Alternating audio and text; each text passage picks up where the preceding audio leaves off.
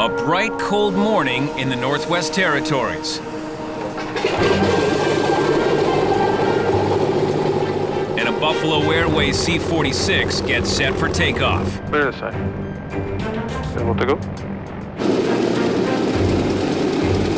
It's going on an ambitious 2-day cargo haul to the high Arctic. Yellowknife Tower, Buffalo 508, run up complete, ready for takeoff. Clear takeoff runway 15. Known by its registration letters TXW, it's one of the senior citizens of Buffalo's fleet. But this 65-year-old plane isn't over the hill. It boasts a newly overhauled Wright engine. TXW is running really good. It had a new engine on it, and a long haul is good for a new engine. It lets everything break in really nice. All right, ready? Able to go?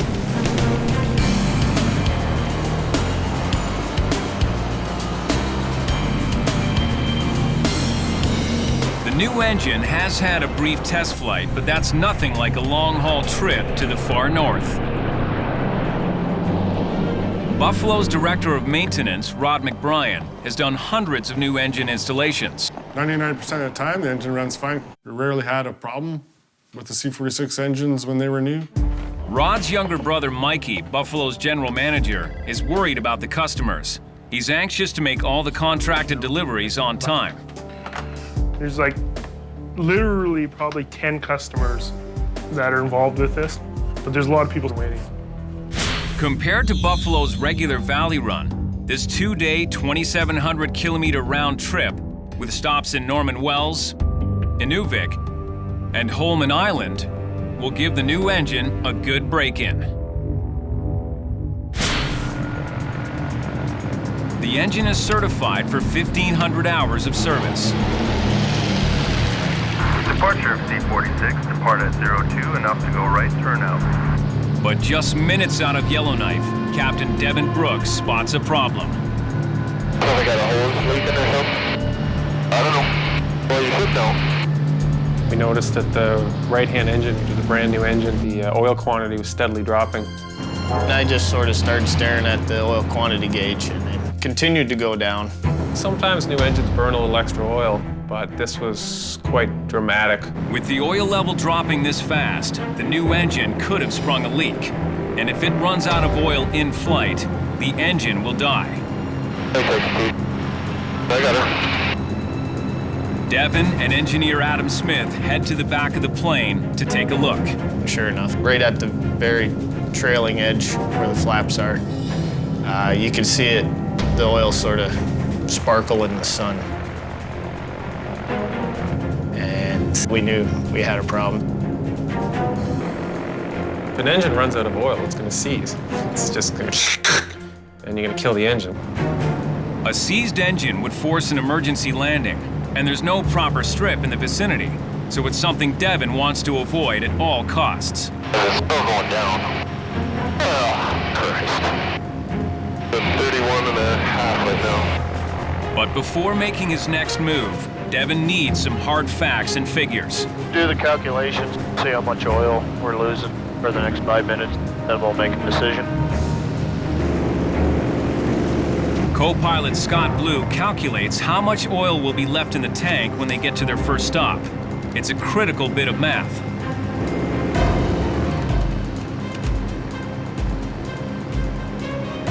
We just lost half a gallon in 3 minutes.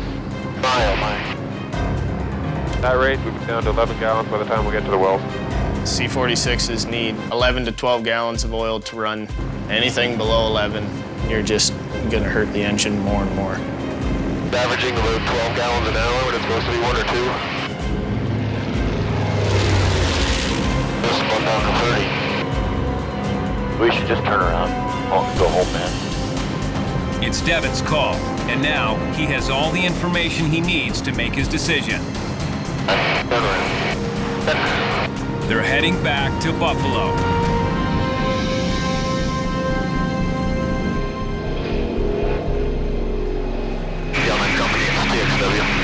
Go ahead, TXW. You can let maintenance know that the new engine on the right side has got an oil leak. We'll see you in 15 minutes. Okay, copy. With many customers waiting, this is not the news Mikey wanted. Rod or Cliff, call 200. Rod or Cliff, 200.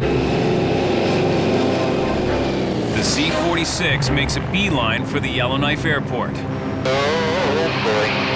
The cause of the drastic oil loss is still a mystery.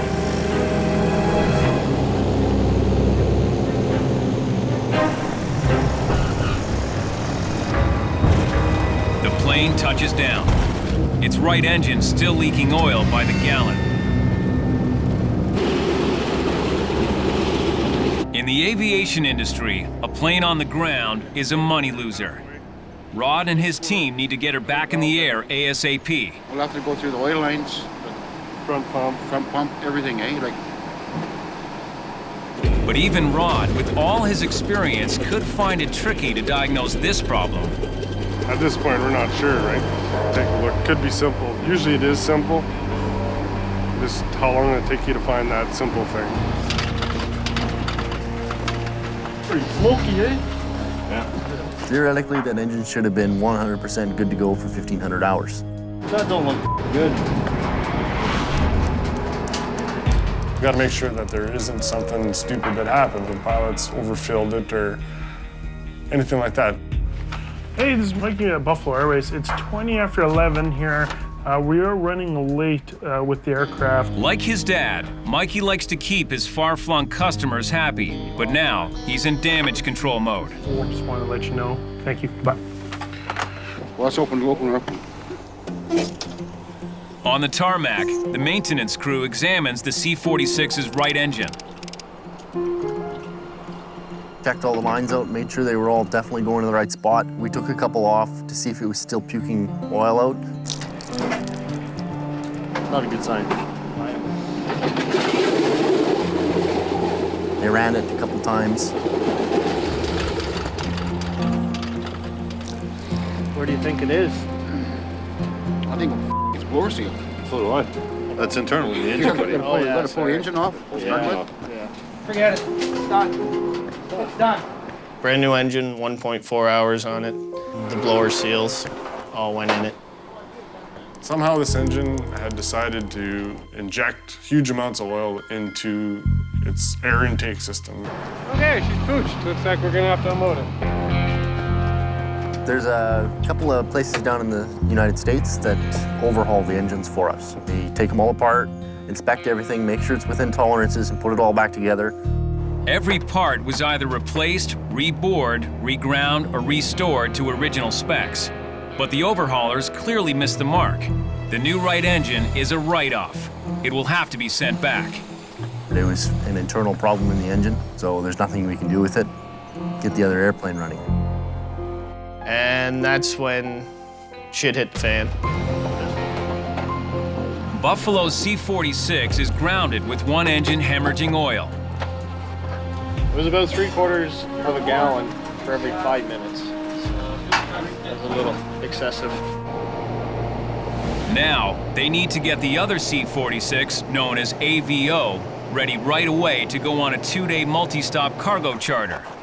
But Chief Pilot Arnie Schrader has just discovered a major flaw with that plan. Must not have been plugged in this thing, I guess. Stiff. In the winter months, when the temperature dips below -30, AVO is always plugged in to keep it warm and ready to go. Be all naked. But somebody forgot to plug it in last night. I'm a little upset that the airplane wasn't plugged in. I'll take responsibility for it. I should have asked the co-pilot, I should have asked maintenance, I should have asked operations. I just forgot about it. And that leaves General Manager Mikey McBryan's carefully constructed delivery schedule in shambles. That sucks. Oh, here comes the boss, too. The boss, Mikey's father, Buffalo Joe McBryan, the sole owner of the company, and a man with a short fuse. Why would we go out with a brand new engine, people wait for us, home and island, Groceries on the airplane, we don't even have our backup plugged in. Why do you think I got 246s?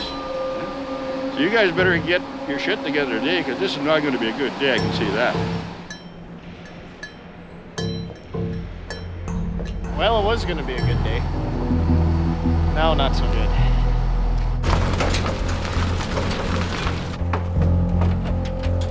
trip starts with 3 hours of ice. The crew wheels out portable frostfighter heaters to warm up the plane. Do we have extra gas for these? Because if these run out of gas, then we're in big trouble. They want to defrost AVO as fast as possible so they can get it in the air. Where's the rest of the crew? But Joe knows they'll never defrost the plane in time with these weak heaters. You cannot go at 30 below on frost fighters. I know that. All you gotta do is put water in your oil. Yeah. Up the engines. Yep. Okay? You gotta blow the frost out of it. Yes, I know. You can't do it with a frost fighter. Nobody will listen. This is the best we can do. I don't want to see it. This is bullshit. I got like 7 quotes I gotta get off right now. Bring them all in. This is bullshit. This ain't gonna continue. What? Canadian North waiting for DC4 stuff. Because if we can't get that thing away, don't even think about tomorrow. There isn't even power going to the oil tanks on that airplane. There's nobody watching that. And that's going to crash. Trust me. Okay. You want to go along with it? You want to push it to a breaking point? You're there.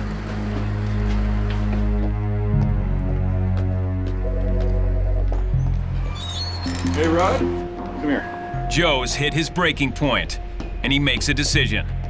There's no heat going to your engines. There's no heat going to your oil. It's at noon. So just shut them down until we get organized here, get some BT-400s so people know how to run them. So Joe just made the executive decision. You're not going anywhere. Decisions like this are how Buffalo Joe has run his airline safely for over 40 years in some of the most demanding conditions on the planet. Hey, Mike. We're shutting down. Get him in here, Mike. Get him in my office right now. Oh no. AVO won't fly until tomorrow when it's thawed. So I think you guys can... But then Joe brings up a new issue. The right engine on the plane has been burning a lot more fuel than the left. It has been burning 121 gallons on the right-hand engine per hour. On a long-haul flight to the high Arctic, where fuel is scarce, it's a major concern. Yeah. This trip here, we got max risk everywhere we're going. Yeah. The plane could literally run out of gas in the middle of nowhere. You know, I just have to question the fact if AVO wasn't good enough to go to Spawn, why is it good enough to go tomorrow morning? He knows what can go on when you leave base. Now that he's a boss, sending a bunch of younger guys out there, he knows there's not much fuel up in the Arctic anymore. At the end of the day, he's trying to make sure that we're okay. That airplane, if it's going to go tomorrow, it's got to be managed and monitored by one person. Well, because of the fuel burn, Joe wanted somebody to take responsibility. Someone back home, and Rod said he would. So we made the decision that I'd call him with the exact fuel burns from Yellowknife to Norman Wells. The usual fuel burn for a C-46 engine in these conditions is about 100 gallons per hour. AVO's right engine is going through over 20% more. You know, it gets to Norman Wells tomorrow burning 121 gallons an hour. We're going to turn the airplane back, aren't we? Oh, yeah. It will be up to Devin to minimize the right engine's excessive fuel burn. If he can't, Rod will cut the trip short. Oh.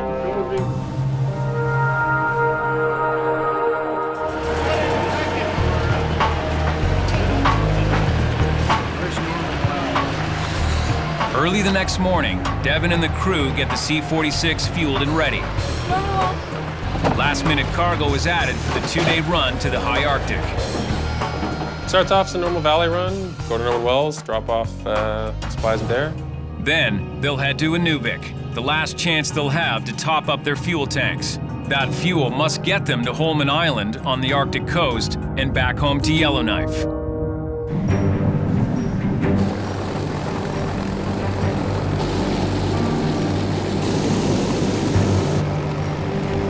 On this leg of the trip, Devin will keep adjusting the air-gas mixture in the carburetor to minimize fuel consumption.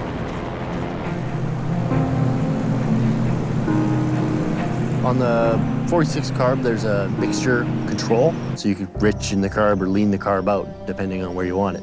If you put it in auto lean, it just does it all by itself. But in manual mode, the mixture control functions like the choke on an old car. If the mixture is rich in gas, the engine runs well, but fuel efficiency suffers. And if the mixture is too lean, the engine can become starved for fuel, sputter, and die. I pull it back another half an inch, the engine's gonna conk out.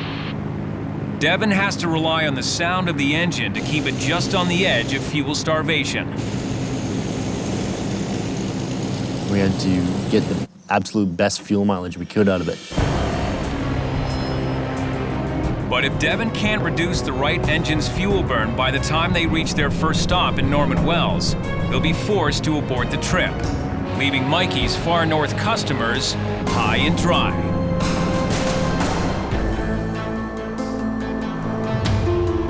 At the Norman Wells Airport, 700 kilometers north of Yellowknife,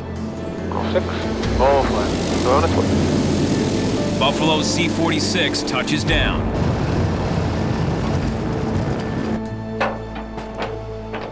Now the crew will find out if Captain Devin Brooks has reduced the right engine's excessive fuel burn enough to allow them to continue their deliveries. Scotty's measuring how much fuel we burnt coming from Yellowknife to Norman Wells. So if it burns too much fuel, we can't go up north. It's my job to go out on the wings and dip the tanks with the fuel stick. Put it into the tank, comes out, you can see on the gauge where the fuel line is, and you write it down, and that's how much fuel you have. Favorite part of the job? Old ladders and old planes. It all comes down to a line on the dipstick and co-pilot Scott Blue's math skills. The aircraft has fuel gauges on the dash, that's for reference only. Anybody who ever believes a fuel gauge in an aircraft, any aircraft at any time, is gonna run out of fuel. Let's see what the calculations are. If it's good, we go. No good, and we're going home. So roughly 110 gallons an hour. 110 and 100. All right, I'll be back. Devin's done his part, managing to bring down the right engine's fuel consumption by over 10 gallons an hour. It's time to call the bosses. We got our fuel burn a little bit lower, but now it's their call. Good morning, this is Devin. Can you page Rod for me, please? The decision on whether the trip can continue rests with Rod McBryan. Hey, Devin. We're in the Wells. Got some fuel burns for you. Yeah. Rod will decide if the plane will return home or risk continuing on to the high Arctic. All right, we'll talk to you in a few hours. Take care. Bye. We're going to the Arctic. Yeah. The cargo haul is a go. You know, we're just glorified bus drivers, man. I mean, we do what we're told. We go where we're told to go with the planes. Devin must still manually keep the fuel mixture as lean as he can to minimize the right engine's consumption.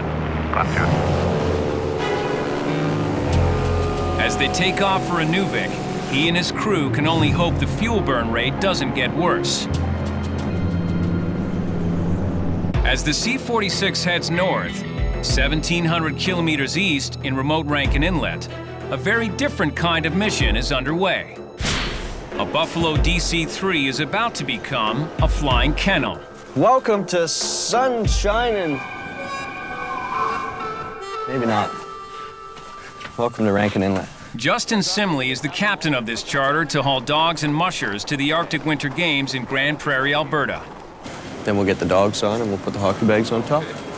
He's flying with co-pilot Sean Barry and flight attendant Audrey Marchand. I was expecting something really small in the middle of nowhere. That's pretty much how it looks like. The hamlet of Rankin Inlet is a mostly Inuit community with a growing population of 3,200 and about 1,000 dogs. In the old days, every community, every family had a dog team. Everything that moved in the winter moved by dog sled. Dog sled use goes back centuries, and tough, smart sled dogs were a source of pride to their musher. It wasn't until the 1970s that snowmobiles supplanted dog sleds as the primary mode of local transportation in the north. But in Rankin Inlet, dog sleds are still used for fun, and kids are taught the fine art of mushing at a young age. The tradition is now a sport. You take any survival skill when it's no longer needed as a survival skill, eventually it becomes a hobby and then a sport for those that can afford it. On the tarmac, the crew loads the 3 Rankin Inlet teams. 1, 2.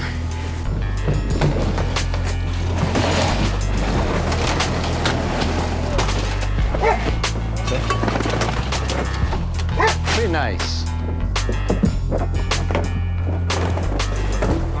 That's it. That's it. With all 22 dogs, sleds, gear, mushers, coaches, and chaperones on board, the DC-3 is loaded to the gills. So you guys got everything? We got You sure? We're not coming back. If we're sure, we brought you guys sandwiches and panic, so. Oh, that's awesome. Great. Planning a takeoff runway 31. We're rolling 7405, rolling 300.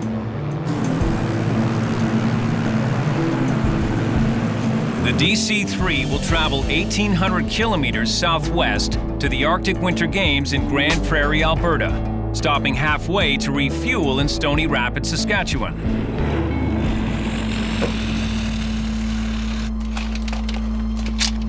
We're in Stony Rapids. Quick stop for fuel, oil, washroom. Okay, just walk them over there. The most urgent washroom break is for the dogs, Had a girl.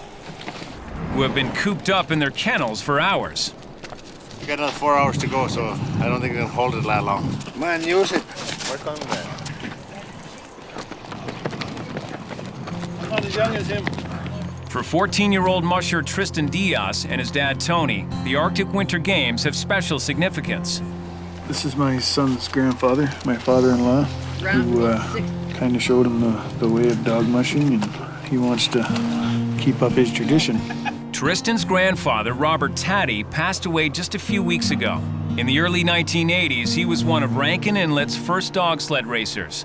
A champion in his day, he helped turn mushing into a popular sport in the tiny hamlet. And he became Tristan's role model. Fueling up the DC-3, Audrey takes Tristan under, or rather onto, her wing. Tristan is a really quiet kid. You kind of have to ask questions and get close to the kid, like to really know how he feels. Tristan has only been racing for a couple of years, so making the Arctic Winter Games team would have made his grandfather proud. His first Arctic Winter Games, so he's off to a good start. Let's sit right here. Let's sit out here so I can clean the dogs. Hey, let's do it. Everybody's present. With the DC-3 refueled and the dogs relieved, Tristan and the rest of the Rankin Inlet mushers are off to the races.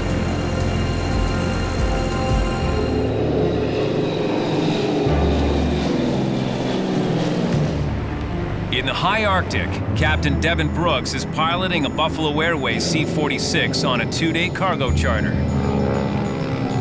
Guy pull it back another half an inch. The engine's gonna conk out. The right engine has been using more fuel than it should, so Devin's had to manually control its fuel burn rate all the way. Minimum power settings in descent, just to conserve fuel. They're on approach to Inuvik, located just above the Arctic Circle. That was 323, roger. Remember, it's uphill, so don't get too low right away. Okay.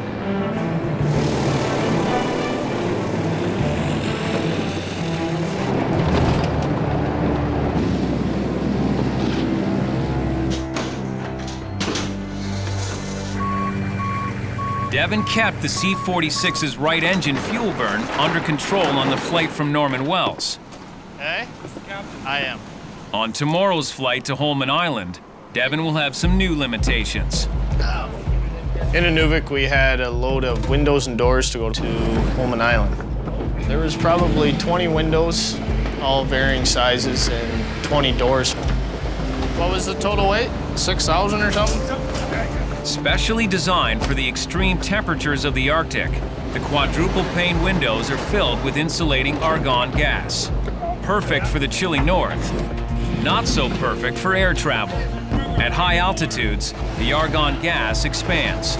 If you fly above 10,000 feet, the window will crack and it'll be ruined. Flying at high altitude helps conserve fuel. But it's a strategy Devin won't be able to use on their way to Holman Island tomorrow. And he won't be able to fuel up once he's there either. The one good thing about a Nuvik is you know there's always fuel there. But not in Holman Island. So Scott fills the plane's 6 fuel tanks to the top.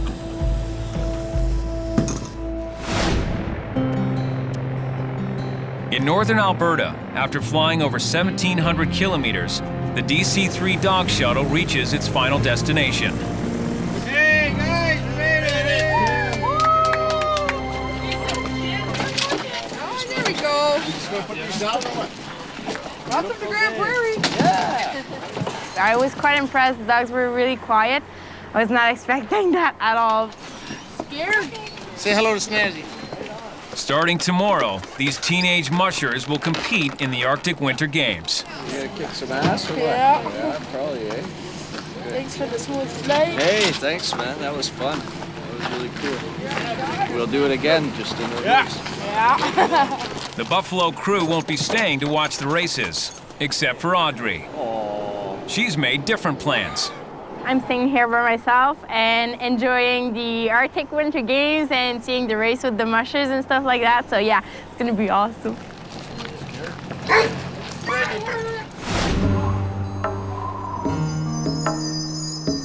Dark and very early the next morning, the C-46 crew wakes up in a Nuvik to begin day 2 of their high Arctic trip.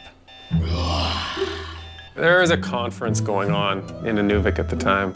So they only had 1 hotel room available in the whole town. So we got a couple cots.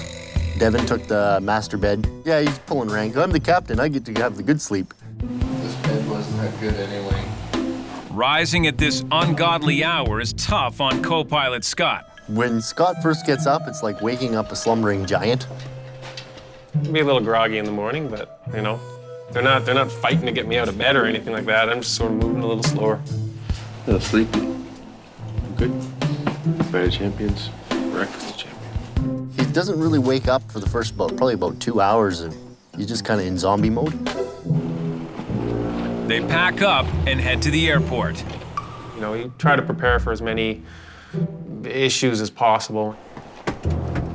Wow, locked out. But you can't prepare for everything. We are locked out. Nuvik Airport.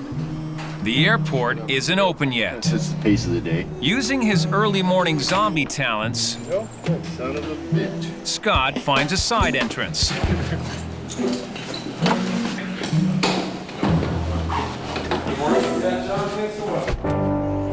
Loaded with doors and windows, the C-46 waits in the cold on the tarmac.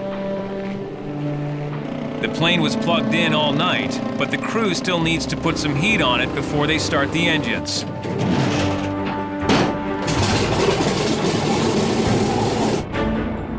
Buffalo 322, Inuvik radio.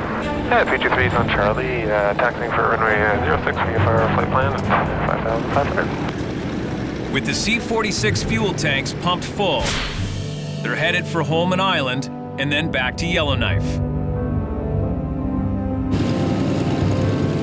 It's quite a trip, about 900 nautical miles. It's just nerve-wracking because you're so far away from home. Devin and his crew better be sure they'll have enough gas to make the delivery and still get all the way back home.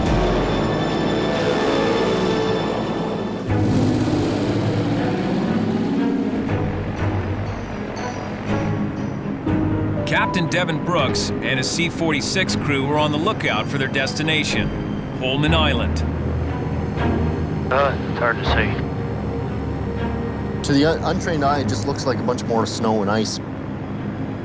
When you're coming in over the ocean to do the approach, you fly probably 400 yards inland and then land on a strip. I think that's the strip there.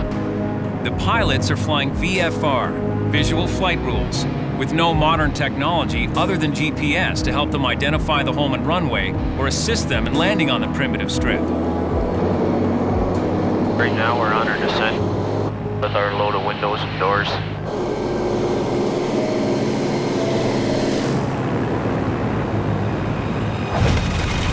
This is a runway I wouldn't want to come into it all the time. Holman Island is an isolated Inuit community above the 70th parallel. It's actually a really nice, beautiful place to come. It's just there's no one here and you're in the middle of nowhere. Now the offload can begin, except for one problem. They didn't have a forklift in Holman. It was just a big bucket loader. That's a big bucket. It's huge. It's not ideal for unloading fragile windows, but it will have to do.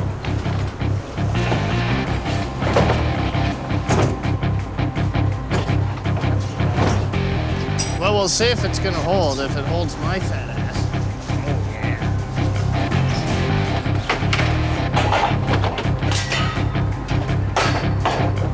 It's a big puzzle and a big bucket. A little bit of Artic ingenuity, get the job done.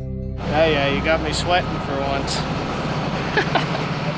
The cargo unloaded, the crew starts thinking about getting home.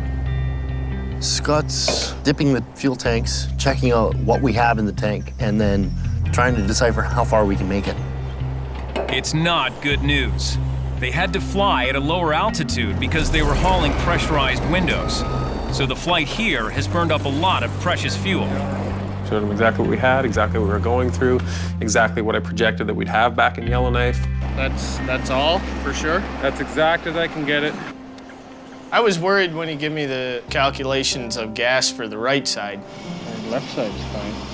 2 drums on the right, we'd be laughing. Because the right engine is burning more fuel, the right wing tanks now have 50 gallons less than the left. I'm trying to get a hold of these guys, see if Holman, there was no avgas, but there was another company in there that had a couple of its own drums. Just wondering if one of you guys could give me a lift into the hotel. I want to see if I can get a drum or 2 of fuel. I got a fellow take me down to the hotel where the boys were staying. Thanks. Beg for a drum of gas.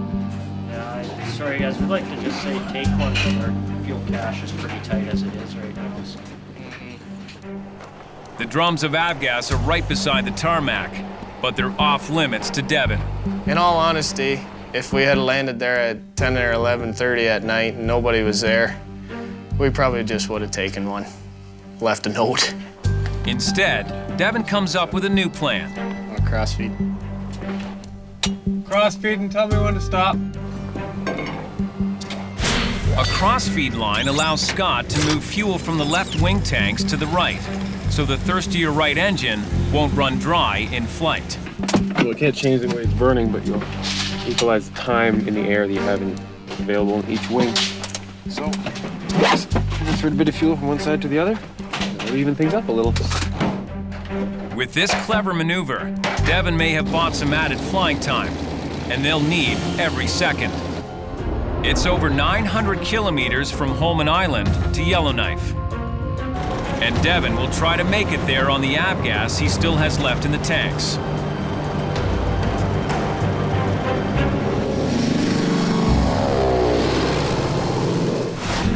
In Grand Prairie, Alberta, the Arctic Winter Games have begun. The juvenile dog mushing event is a time trial. 14-year-old Rankin Inlet musher Tristan Diaz will be relying heavily on his 5 dogs. And pulling the sled is programmed into their DNA. They're a sprint dog. They'll do 50 miles in a day. They're very fast, very small. They've been bred for thousands of years for this, and that's what they know to do. You put a harness on one of these pups, they immediately start pulling, and they just love to do it. 1 minute to race stop. Tristan is racing in the memory of his grandfather, who inspired him to become a musher. His grandfather had wanted to be here, but passed away just weeks ago. Tristan's dad, Tony, is here rooting for his son. To win any kind of medal would be an achievement for him, for sure. It would be great. And Audrey is Tristan's newest cheerleader. Good luck, Tristan. You can do it. 3, 2, 1. Our start was good. Right? He looked confident. He felt confident. He was really calm. Let's hope everything goes nice and smooth through the trail of the trees, and hope we see him come through this corner here real soon. Tristan needs a very smooth ride to beat the posted best time of 6 minutes and 42 seconds. Second team is leading. Gonna show up soon, gonna show up soon. There he is. There he is. Push him, bud, push him. Go. All right. There you go, Tristan. Okay, all the dogs come in. Awesome, you're flying, dude. Awesome. Hey, congratulations, buddy. How was the race? Good. Tristan's time is better than good. 7 minutes, 20 seconds. Fast enough to earn him a bronze medal and a place on the podium.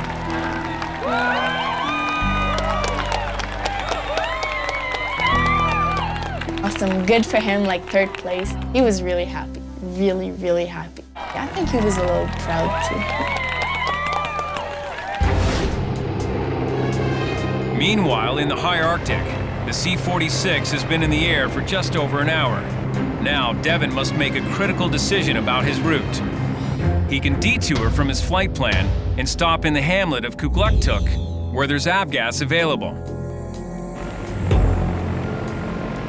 I want 1 hour out of those fucking things, or close to it. But Devin would rather push on.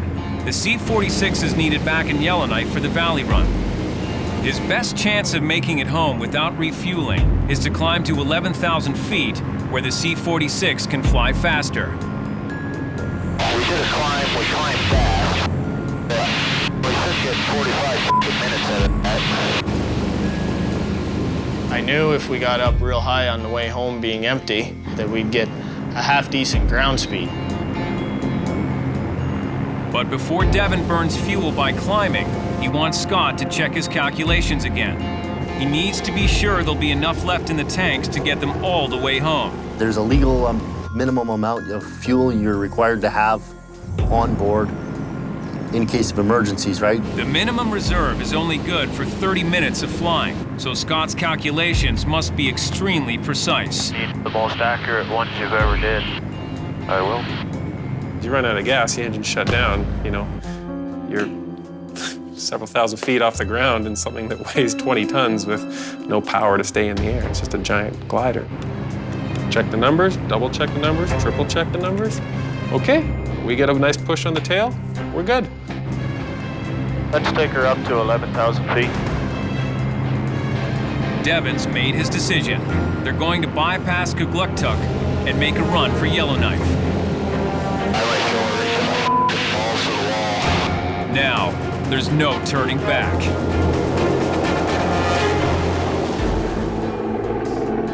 It's a nail-biter.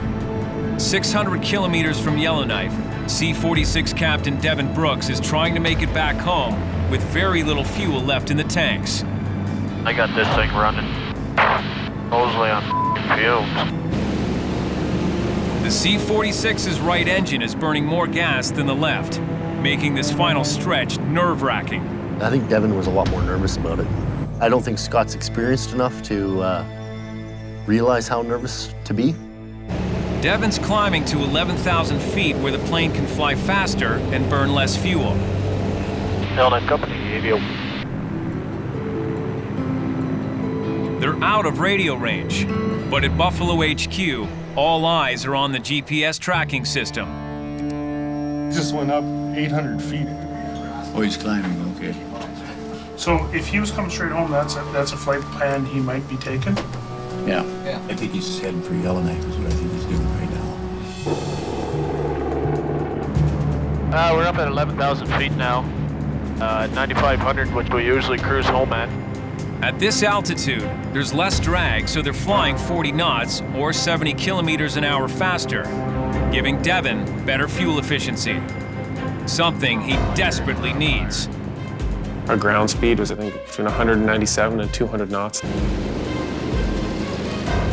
But Devin still has to keep his engines running extra lean to burn as little fuel as possible. Back at Buffalo, they're glued to the screen tracking the flight. So yeah, most people go home and watch a hockey game, and we watch C-46 fly around. But this is no game. Devin's done everything he can to conserve fuel in order to make it home with the legal limit still in the tanks as reserve. Fortunately, they received a bit of help as well. I think we'll be okay here. We had a pretty good tailwind the whole way home. Buffalo 324 is 5 miles back. Get a wind check, please.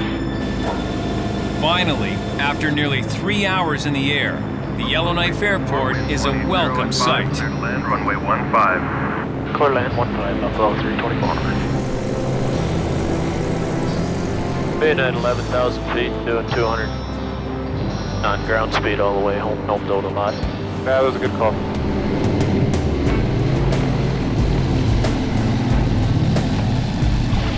They touch down with the minimum reserve left in the tanks. We're home. Yeah, it's a good thing Scott graduated from grade 10 there with some math. Because of the winds aloft and the ground speed that we got, that enabled us to do it safely and get home with our reserves. It was a tense flight, but Devin, Scott, and Adam pulled it off. Yeah, I'm glad it's over. I think a cold beer will taste real good tonight. After a rough start 3 days ago, the C-46 crew managed to deliver the cargo to the high Arctic and bring the plane home. We had very close to what we projected left in the tanks when we got back to Yellowknife. Worked out beautiful.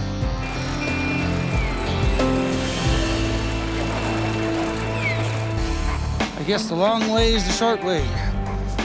Outside the Buffalo hangar in Yellowknife, mechanic James Dojak is digging out an aviation relic.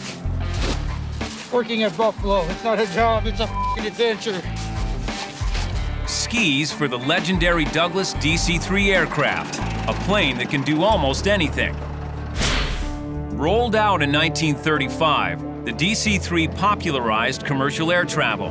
It was the first passenger plane to fly non-stop from New York to Chicago. And equipped with skis, it could go almost anywhere, including expeditions to the North and South Poles.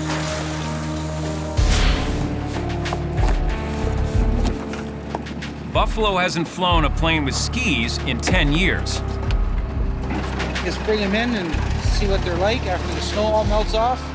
But now, company president Joe McBryan wants them back on fast. I tell you, it'll be a cool thing to see. Joe's promised to fly building supplies to a lakeside fishing lodge that has no road access. This one fellow west of us here, his tourist lodge burnt down. And he has to replenish his camp. We've taken a new building and all the supplies, so we're going to fly it in for him. The lodge owner wants to rebuild for the summer season when his guests fly in by float plane. We've got to support the tourists. They support us.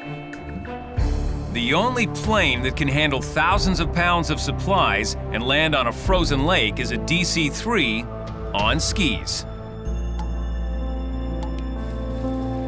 But a sudden warm spell has sparked an early thaw. Ice is melting. Within days, landing on the lake could become too dangerous. I got to get it done this week. If the ice goes, well, then we're finished. So I got to get the airplane on skis right away. Easier said than done. After lying outside for a decade, the skis need a complete overhaul. None of them are in good shape at all. They're all screwed. This one's screwed. These two over here, screwed.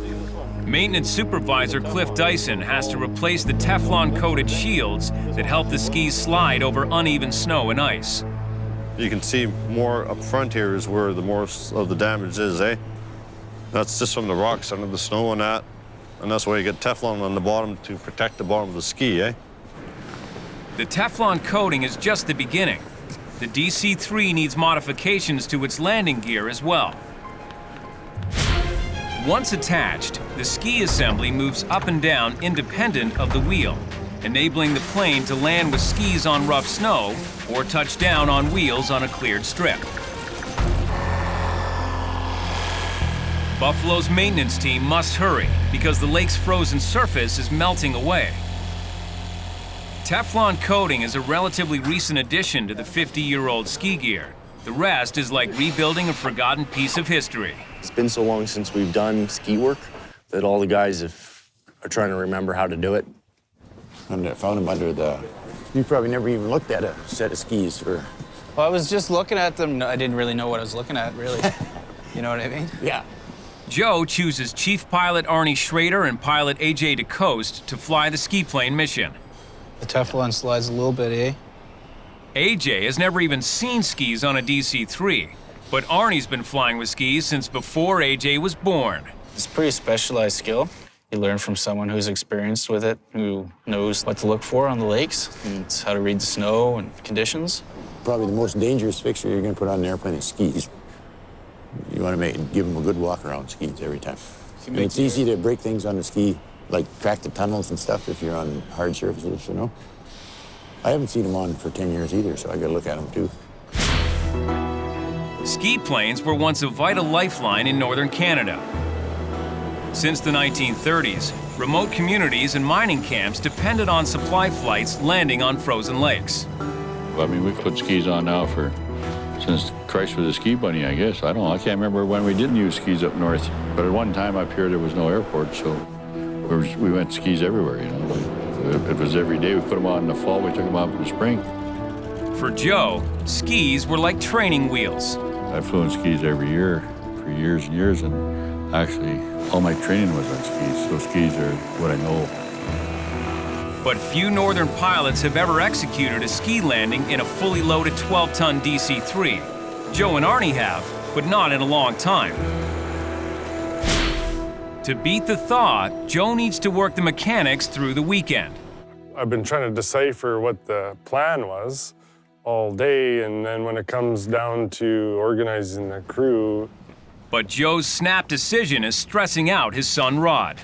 You never asked the maintenance department, can they have the airplane ready? No. Well, then you tell me two when guys. Adam and another guy working on skis. If I left it to maintenance, I wouldn't get it till June. Rod thinks putting all this prep work into one small contract makes no business sense. The ice is melting. We haven't used a ski plane in 10 years. Think outside the box. If I thought outside the box, why book a ski trip unless we had 50? Because you've told me that for 10 years. And then all of a sudden, we were leaving Sunday. I know. And it's all my fault. Well, it's not mine. No, it's nobody's. I have no clue what's going on. So, you tell me. That's how we organize here at Buffalo Airways, is we bring a bunch of drama in, and then everybody really understands the feeling. So now we're all clear. We got one set here. But with the lake thawing, Joe's plan is literally on thin ice.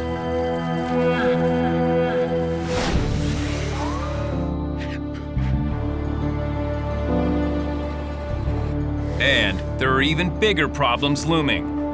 So this might be the last big valley load. This, I don't know. One of Buffalo's longest-running contracts is in jeopardy.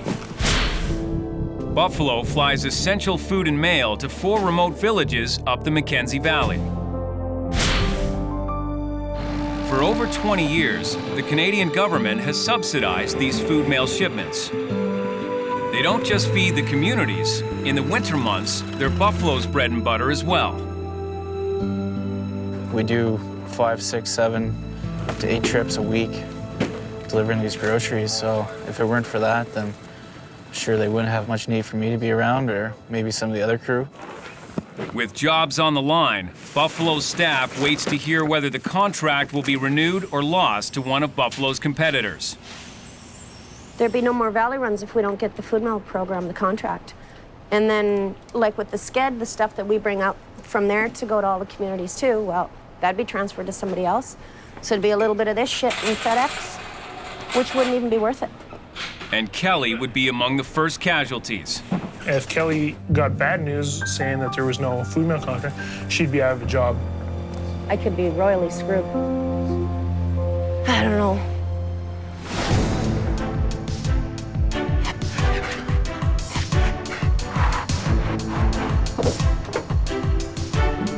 After a weekend of non-stop work, Buffalo's maintenance crew has mounted the skis on the DC-3. So it entailed putting on new bottoms, new internal lines, checking all the internal plumbing, repairing anything that was damaged on them. A couple of the runners had to be repaired. The skid plates had to be put on. They had to be put back together so we could put them on the airplane. The skis add 1,200 pounds to the undercarriage, and that makes flying the DC-3 more difficult. Plus, landing on a frozen lake is always dicey. And actually, snow in the Barrens can be just as hard as landing on rocks. So you can imagine what a whole bunch of drifts will do to your airplane when you go bouncing over those. It's pretty hard in an airplane. Before the mission can begin, the ski assembly must be flight tested. What I like to do a circuit here and Back Bay or something. And then come down and land, make sure that, you know. Joe and Arnie want to make sure the skis are raising and lowering properly and that they hold up and track well once they hit the snow. And they'd better hurry. The temperatures have remained above freezing, and the ice on the lake continues to melt by the hour. We got to get in and get the job done, get off the ice before it gets thin. Good, eh? Yep. So with one last blast, she's ready for a test flight. And it's an impressive sight. It even astounds me. I'm really jaded. This hangar, nothing really excites me too much. But seeing a DC-3 on skis is really, really cool. Joe's like a kid with a new bike. Well, it's kind of neat to ride around the block again.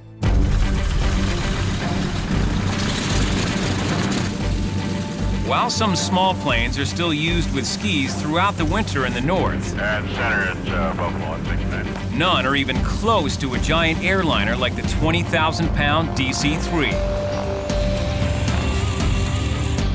Joe and Arnie will soon find out if the overhauled skis can stand up to the test.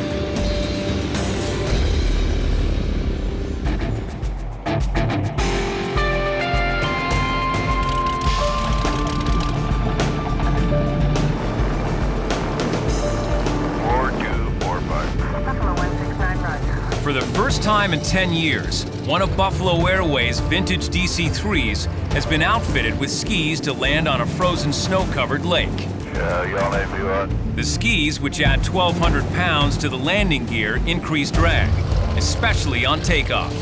An airplane on skis is flown strictly by feel. It's not flown by numbers, so you can't paint your picture by paint by number. You got to be able to fly your picture. Joe and Arnie are about to do a test landing on Back Bay, just a few minutes from the Yellowknife Airport.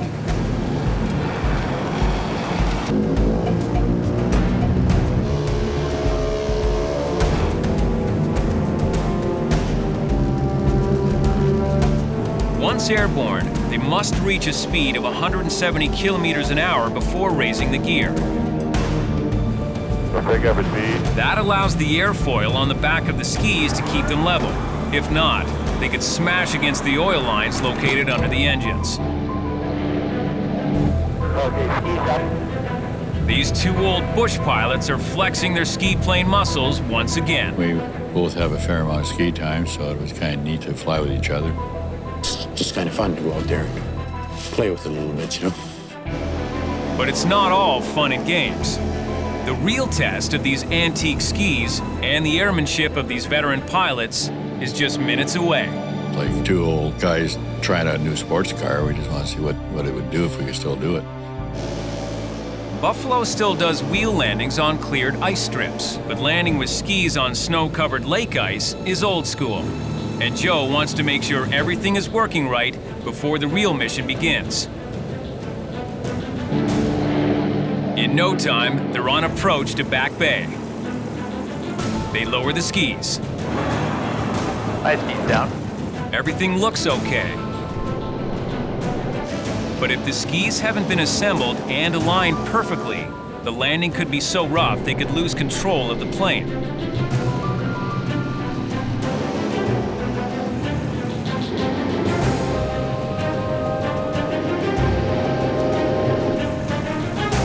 As the skis near the ice, the moment of truth.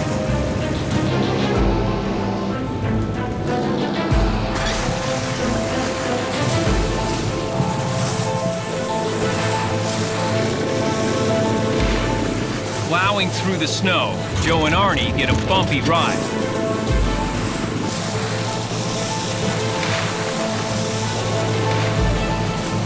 But the old skis withstand the punishment.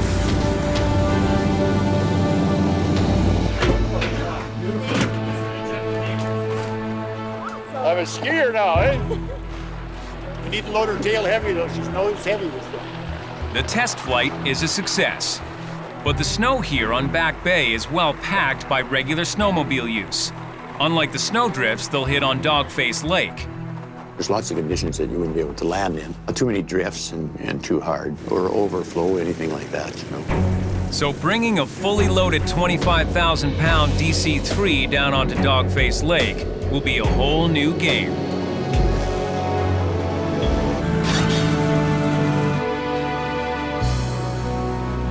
Later, back at Buffalo, Arnie and AJ plot their course.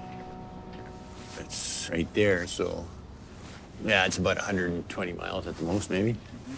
The thickness of the ice on the lake will be critical.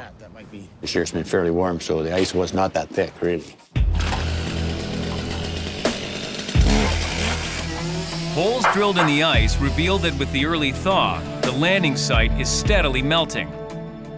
There's not a lot of ice there either, because I was looking at this sucker, and this is what he measured. Here in this area, he's got 28, 28, 23. That's not much ice, eh?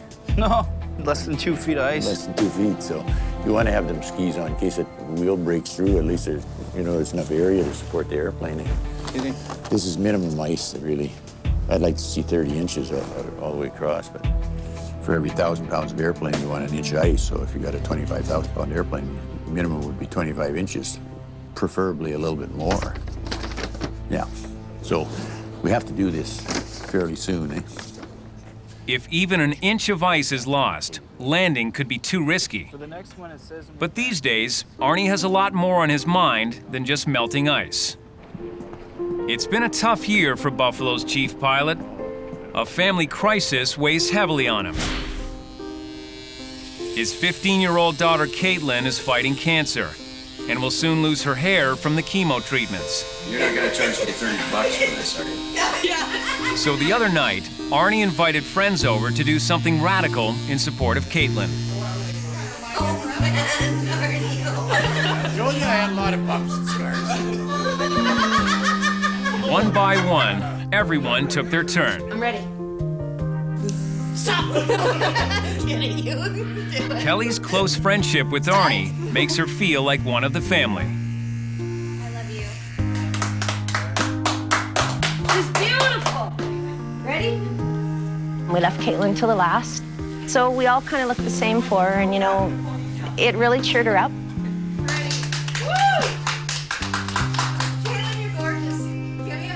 It was probably one of the most memorable days of my life. I'll never forget it. Like, it's just so awesome. Rainbow! Yeah! You know, we cheered her up. Well, yours is in a ponytail, remember? Here, look! Team Malt! Oh my good God! You look so good. Hi, honey. There you go. Buffalo is a big family for me. It's huge. And I think that's what's keeping me here. Weird, eh? You just had to touch it, didn't you? God, it's like Velcro. Like, sometimes the job can suck, but you know what? So what? The people are amazing. It's a little cold in here. But Kelly's warm and fuzzy feelings about some of the people at Buffalo are about to change. Operations manager Mike Hanley and Rod McBryan show up in the cargo terminal to check on problems with employee time cards. It seems that some cargo staff, including Kelly, haven't been punching in and out properly. You're supposed to punch in and out. Okay. In and out. Like, why no handwriting?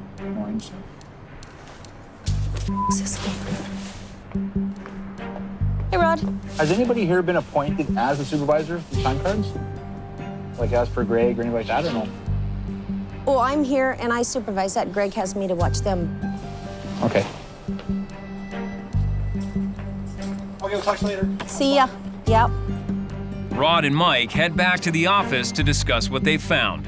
We might have to make some management decisions to see if we're going to bring in maybe a new manager or a new supervisor to help mix things up to make things more effective and efficient. Basically, it sounded like to me, in a roundabout, huge way, they want a manager over here. Well, last thing I knew, that's what I was. So, I don't know. I don't know what to think.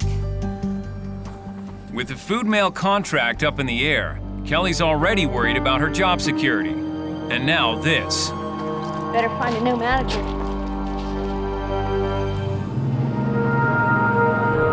Buffalo 409, Hay River Airport Radio. Estimating landing in about 5 minutes. Buffalo Airways DC-3 ski plane is on approach to Hay River to load up building supplies. From here, they'll fly to a lodge on an isolated lake with no road access. Hey, give us your gear down. Pilots Arnie Schrader and AJ DeCoste are at the controls.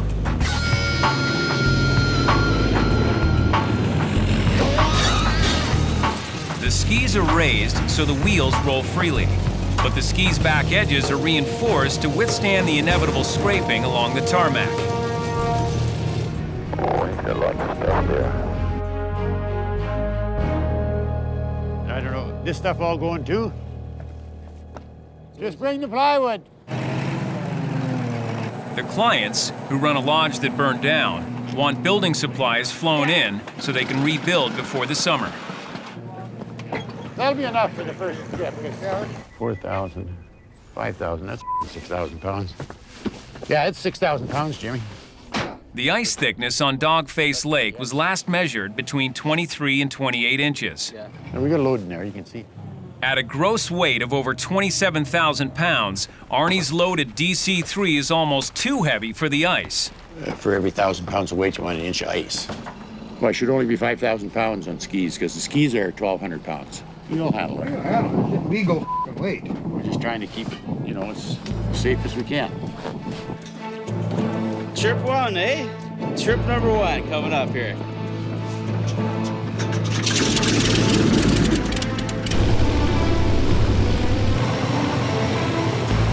River Buffalo 409 is rolling in the Electra. Bulging at the seams with its heavy load, the maxed out DC-3 manages to take to the sky.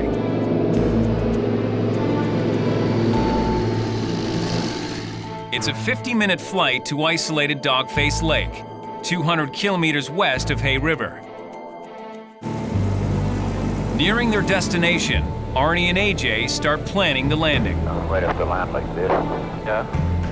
He's got it all marked out down here too, maybe. Yeah. In many spots, the ice on Dogface Lake is a lot thinner than it was on Back Bay for yesterday's test flight, and the surface is much rougher. I like ice. Only 20 inches right down here. Oh, not good.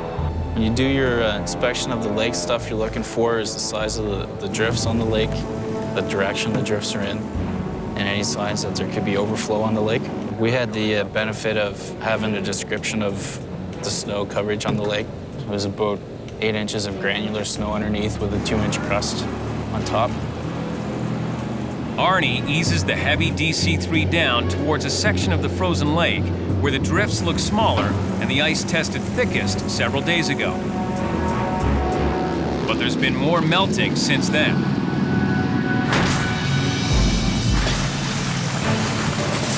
"12 tons of dead weight hit 2 feet of ice. The skis and the ice hold up. After we touched down, you could feel the little drifts really slowing down the airplane, making it hard to taxi along. But aside from that, it was a very smooth touchdown. Wasn't as violent as what I thought it would be like.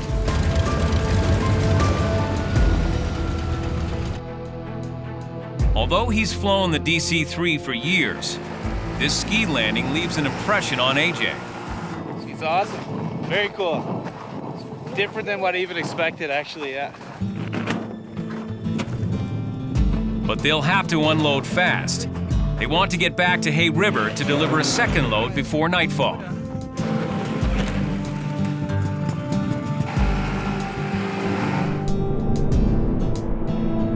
The lodge staff begin shuttling cargo to the building site on shore as the DC-3 roars away to pick up the next load.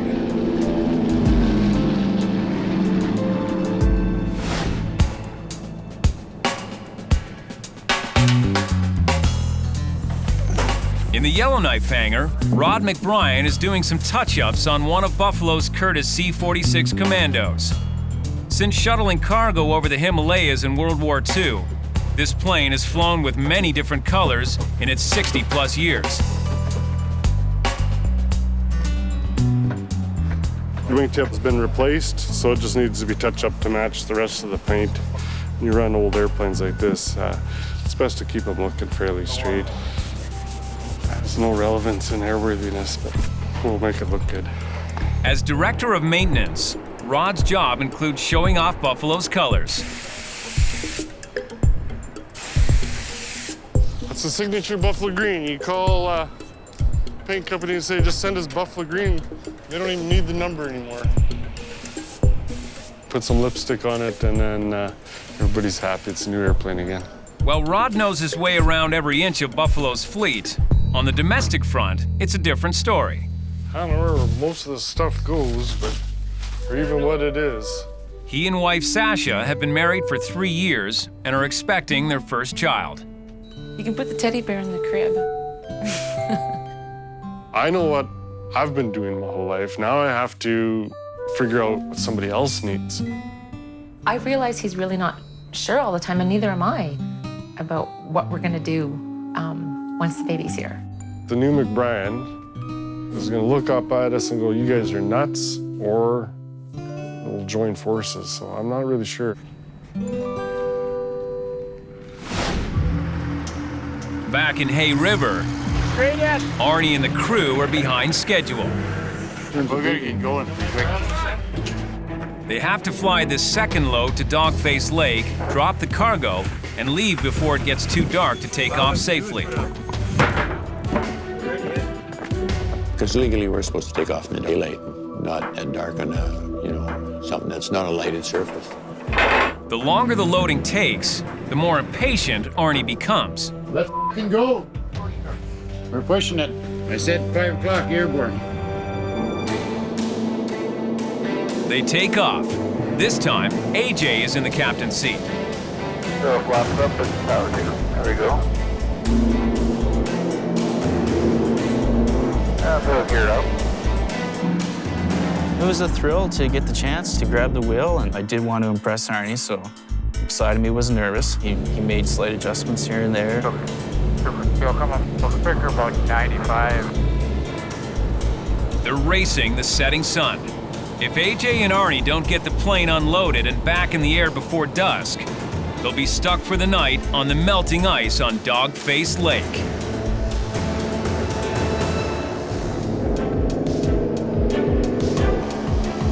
Nearing Dogface Lake, Buffalo pilot AJ DeCoste is getting ready to land a DC-3 on skis for his first time, under the watchful eye of Chief Pilot Arnie Schrader. There's high drifts on the lake, then you want to go parallel with the drifts. You don't want to go perpendicular, then have lots of high and low spots. But AJ has a plan to avoid the drifts altogether.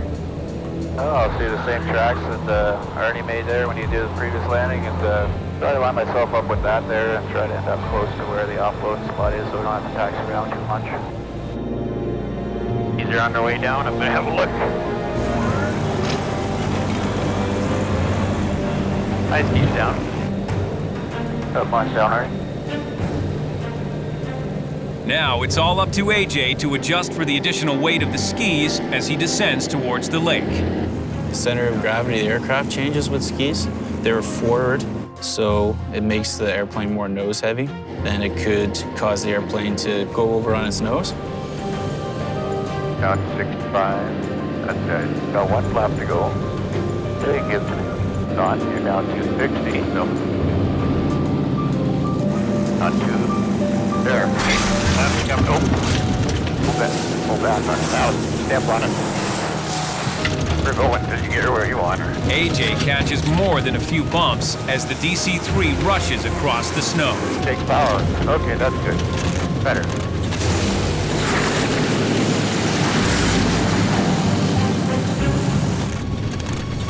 If you have a rough lake, I guess it's really hard on the landing gear and the skis. And they all held together well, didn't damage anything. Wasn't as smooth a landing as Arnie did, that's for sure, but it was a good one. It was a good, safe landing. But they must lift off the lake before dark, so they'll have to unload in record time. That's gonna be pretty solid. Now we need the plywood there, boys. A couple guys run and get plywood. But unloading isn't easy. A ramp needs to be built to get the backhoe off the plane. Yeah, just tack her on there. So you can get this thing out of here before dark.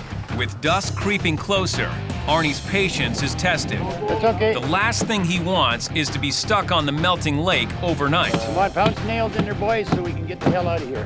One will hold her, Jim.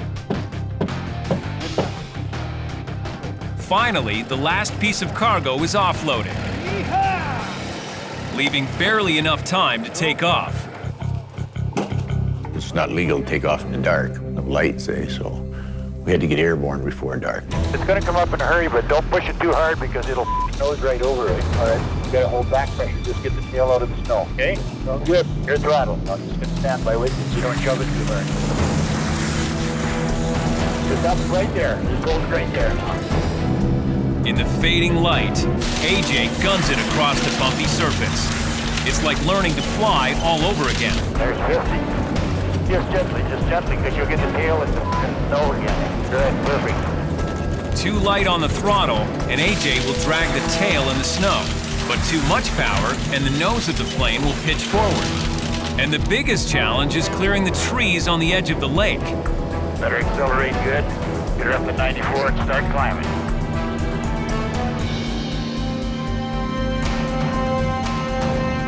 By the time we got airborne, we were happy to be looking at that lake from out the window instead of standing on it. It's a narrow escape from Dogface Lake. The next morning at Buffalo HQ, Joe is on edge. With the looming decision on the renewal of the important government food mail contract, he's focusing on every aspect of the job, starting with the cargo terminal. But how could Kelly do it when I pulled her time card? She wasn't even at work yet. So let's get to the bottom of it.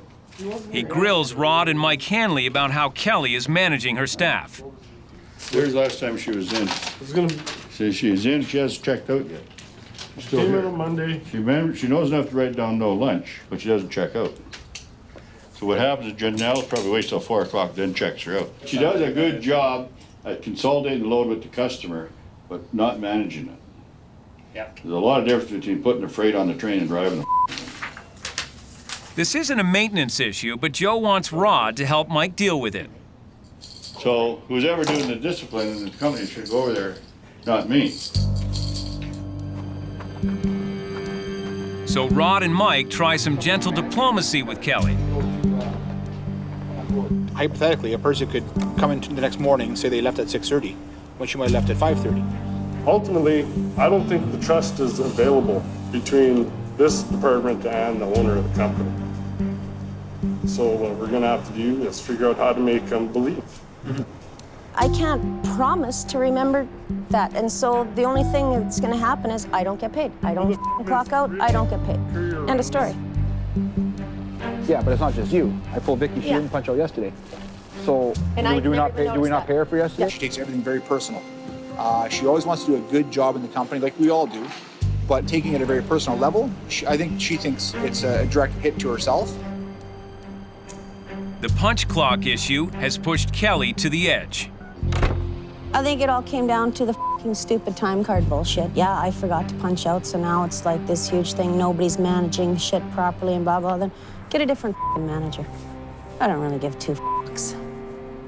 Basically, that's what they're doing anyway, by the sounds of that. So good. Be better off anyway and leave. Say fucking leave so I can have a fucking cigarette. God, I need out of here. Now, even if the food mail contract is renewed, Kelly's next step could be right out the door. Sick of it.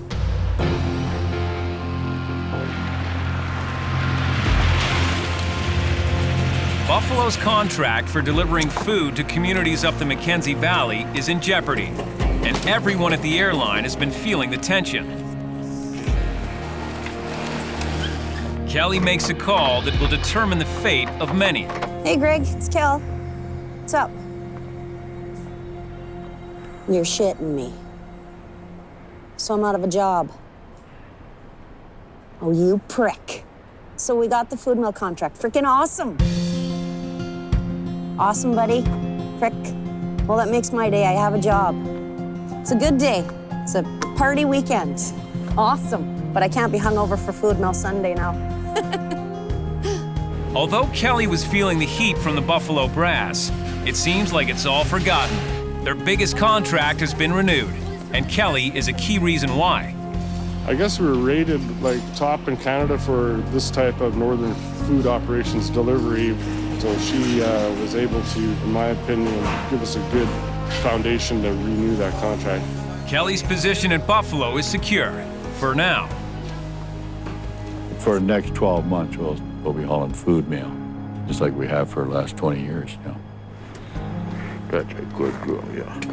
That's supposed to want to be a good girl, yeah.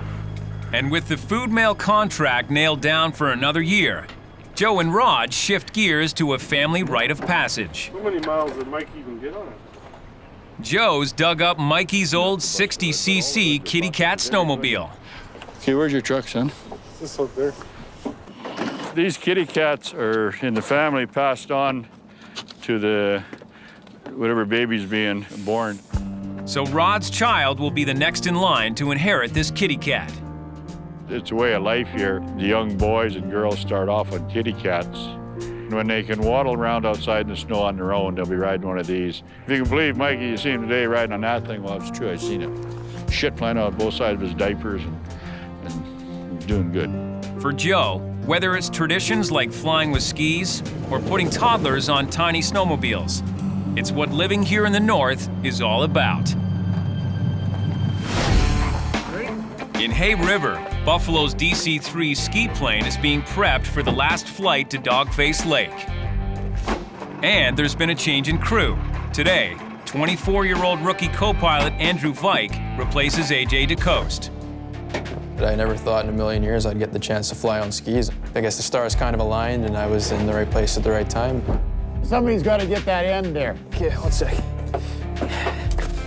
This opportunity is so rare that Andrew may be the only co-pilot of his generation to try this. Oh, that's probably good, yeah. You got a lot of weight in there, eh? Once again, the DC-3 tips the scales very near its limit. Well, that's a load, eh? I mean, I think we're gonna weight too much in there is what I think. Okay, let's get out of here.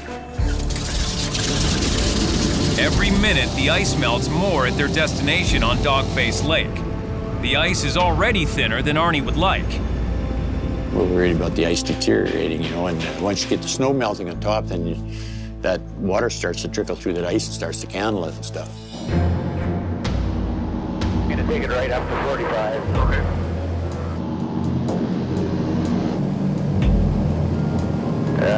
Good tail, Harry. You son of a bitch. Come on, tail. There she comes. There we go. With more weight towards the back, keeping the plane level on landing will be a greater challenge for Arnie. Soon enough, they begin their descent towards the lake. Skis down. Skis down. As soon as the skis up, you just collapse up.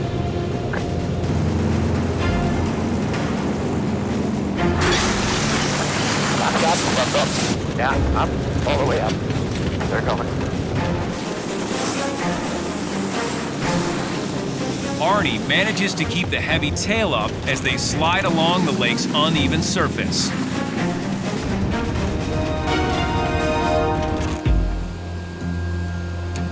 Now, they need to unload quickly so they can get off the melting ice as soon as possible. You guys figure you'll ever get that tractor to the cabin? It might sink. If the tractor might sink, the much heavier DC-3 could crash through the ice too. But before they can take off, Arnie is throwing a curve. This is horseshit. Arnie Schrader isn't happy. This is horseshit. He wants to get this ski plane off the melting lake ice now. But the client wants him to do one last thing. Haul out a load of debris from the burned down lodge. Oh, burnt and crap. Jesus.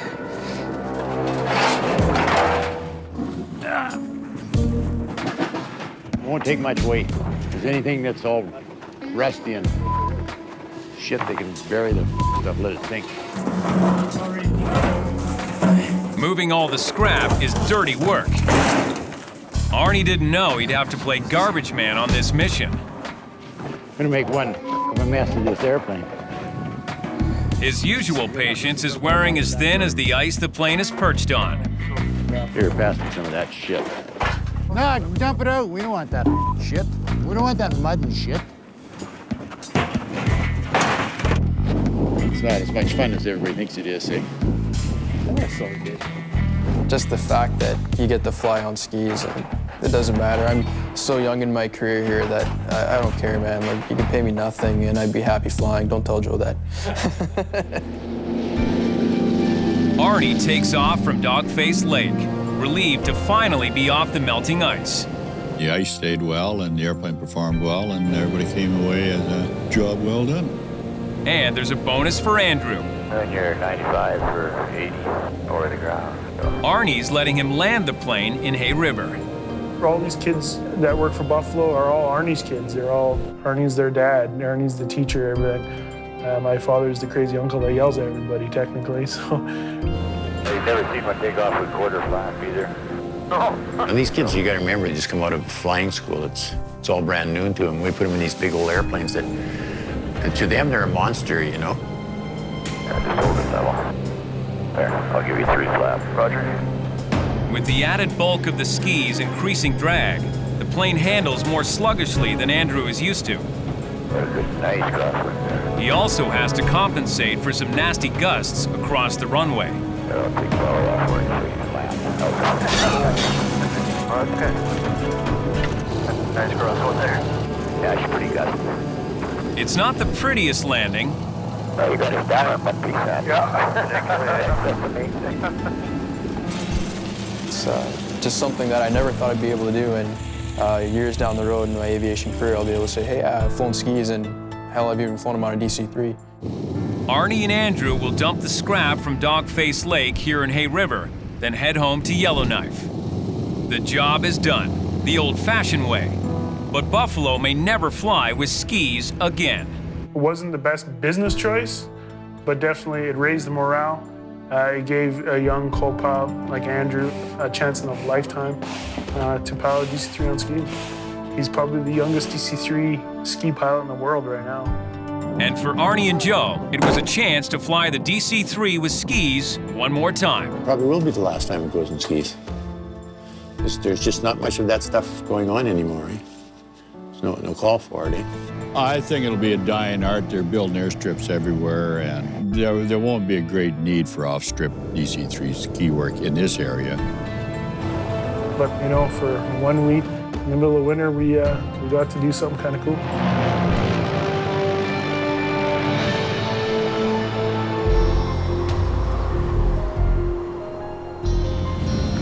There are 2 kinds of charter jobs at Buffalo Airways. The regular ones hauling freight,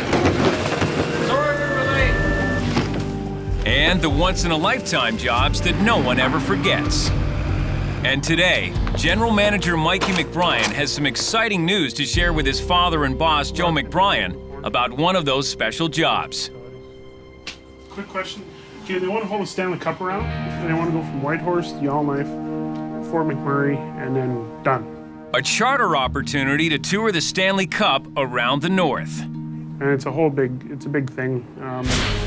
The Stanley Cup, donated in 1892 by Lord Stanley of Preston, Canada's Governor General at the time.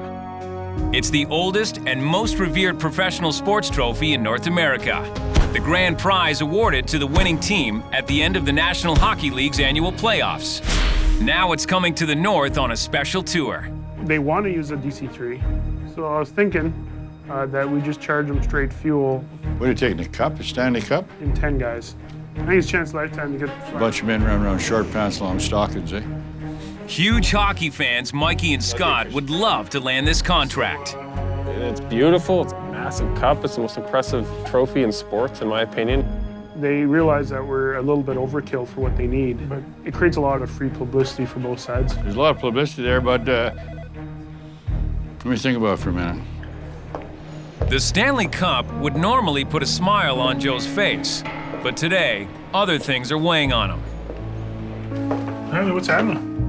Mikey catches up with Flight Ops Director Mike Hanley. What's going on with what? The old man, he's acting all weird. Because he's losing his license for 10 days. Jesus. I'm just finding out about this now. He can't fly? Or what does he do? 10 days. The feds are suspending Joe's pilot's license for allegedly flying in low fog 2 years ago. They're taking the license on the premise that I flew in fog that was below limits, but when you live beside a big lake like Great Slave Lake, fog drifts in and off the shoreline. I don't even consider the weather bad that day, but they sit in judgment from a different angle. What are you doing? Joe just told me he's got a 10-day suspension of his license. Joe's oldest son, Rod, sees the big picture. So we gotta find something for him to do. You gotta keep Joe flying. To maintain balance at Buffalo Airways, Joe has to be in the air.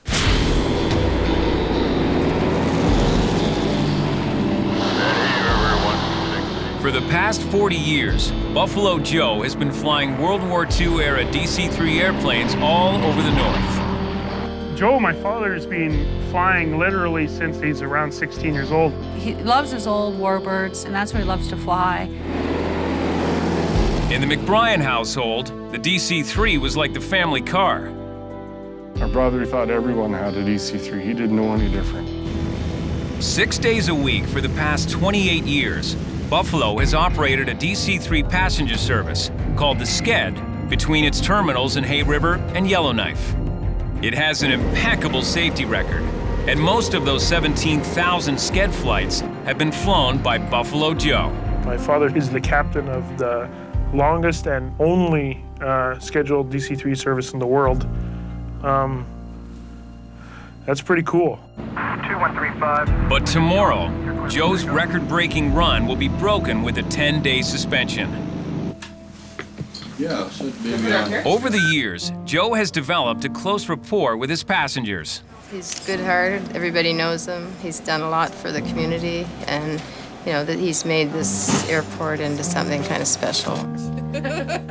Now, Joe will have to hand the responsibility of flying the Sked to someone else, something he's never been comfortable doing.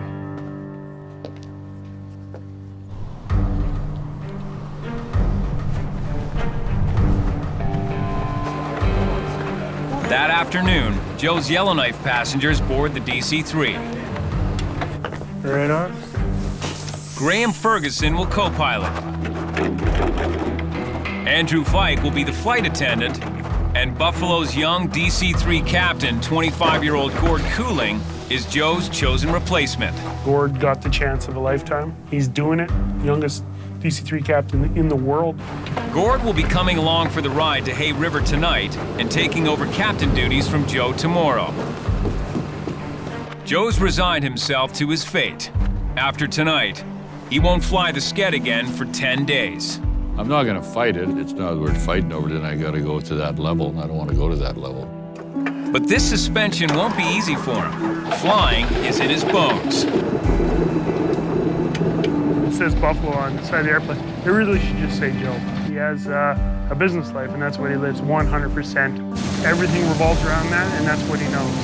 Flying is all he's ever wanted to do, ever since the day his first memory, I think he wanted to fly. 7324, Yellowknife 1 departure, 5,000 everything. 1 cleared to go over to center. You know, they want me to turn in my license for 10 days, which is really a piece of paper. I remember when I learned to fly, I didn't even want the paper, I just wanted to fly. They'll take my paper, but they won't take my ability to fly an airplane. They can't touch that. Okay, now I gotta put the power to it. Gotcha.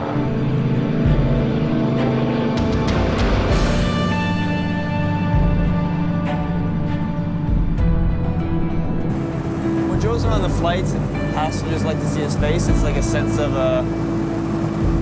being comfortable. But after tomorrow, when Joe turns in his pilot's license, his passengers will see Gord as the captain and Graham and Andrew alternating as co-pilot and flight attendant. That is, if Andrew and Graham's airmanship passes muster with Joe. How many miles you go in 1 minute? We'll be doing about 2.5. So we'll have per 1900. I did figure 2.5. And the young co-pilots know meeting Joe's high standards won't be easy.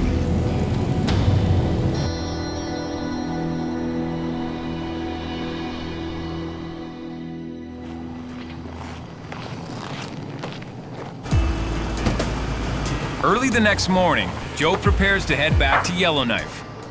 Yeah, we're still I won't go every night. Inside the Hay River Terminal, where his daughter Kathy manages the Sked flights, he tries not to think about what lies ahead. Jasper, where you been? Jasper, where you been? Where you been? What's this?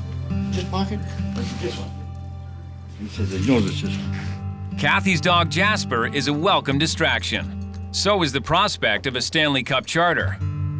But Joe's anxiety about turning in his pilot's license today is starting to surface. No, I don't know how to use that goddamn thing. No, you don't have to. You just pull up and stick it on the pad.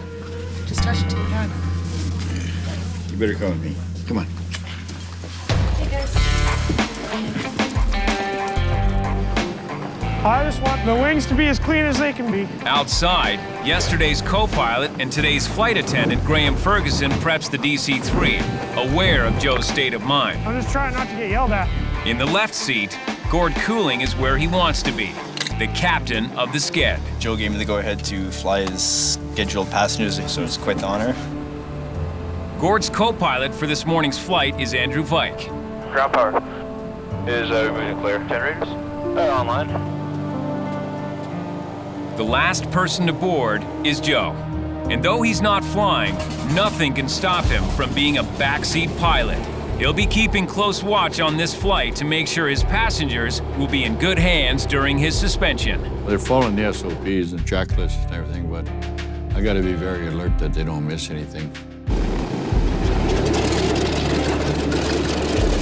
All right, ladies and gentlemen, welcome aboard Buffalo Airways DC-3. 3031 will be taxi to departure 31. Buffalo 169, roger.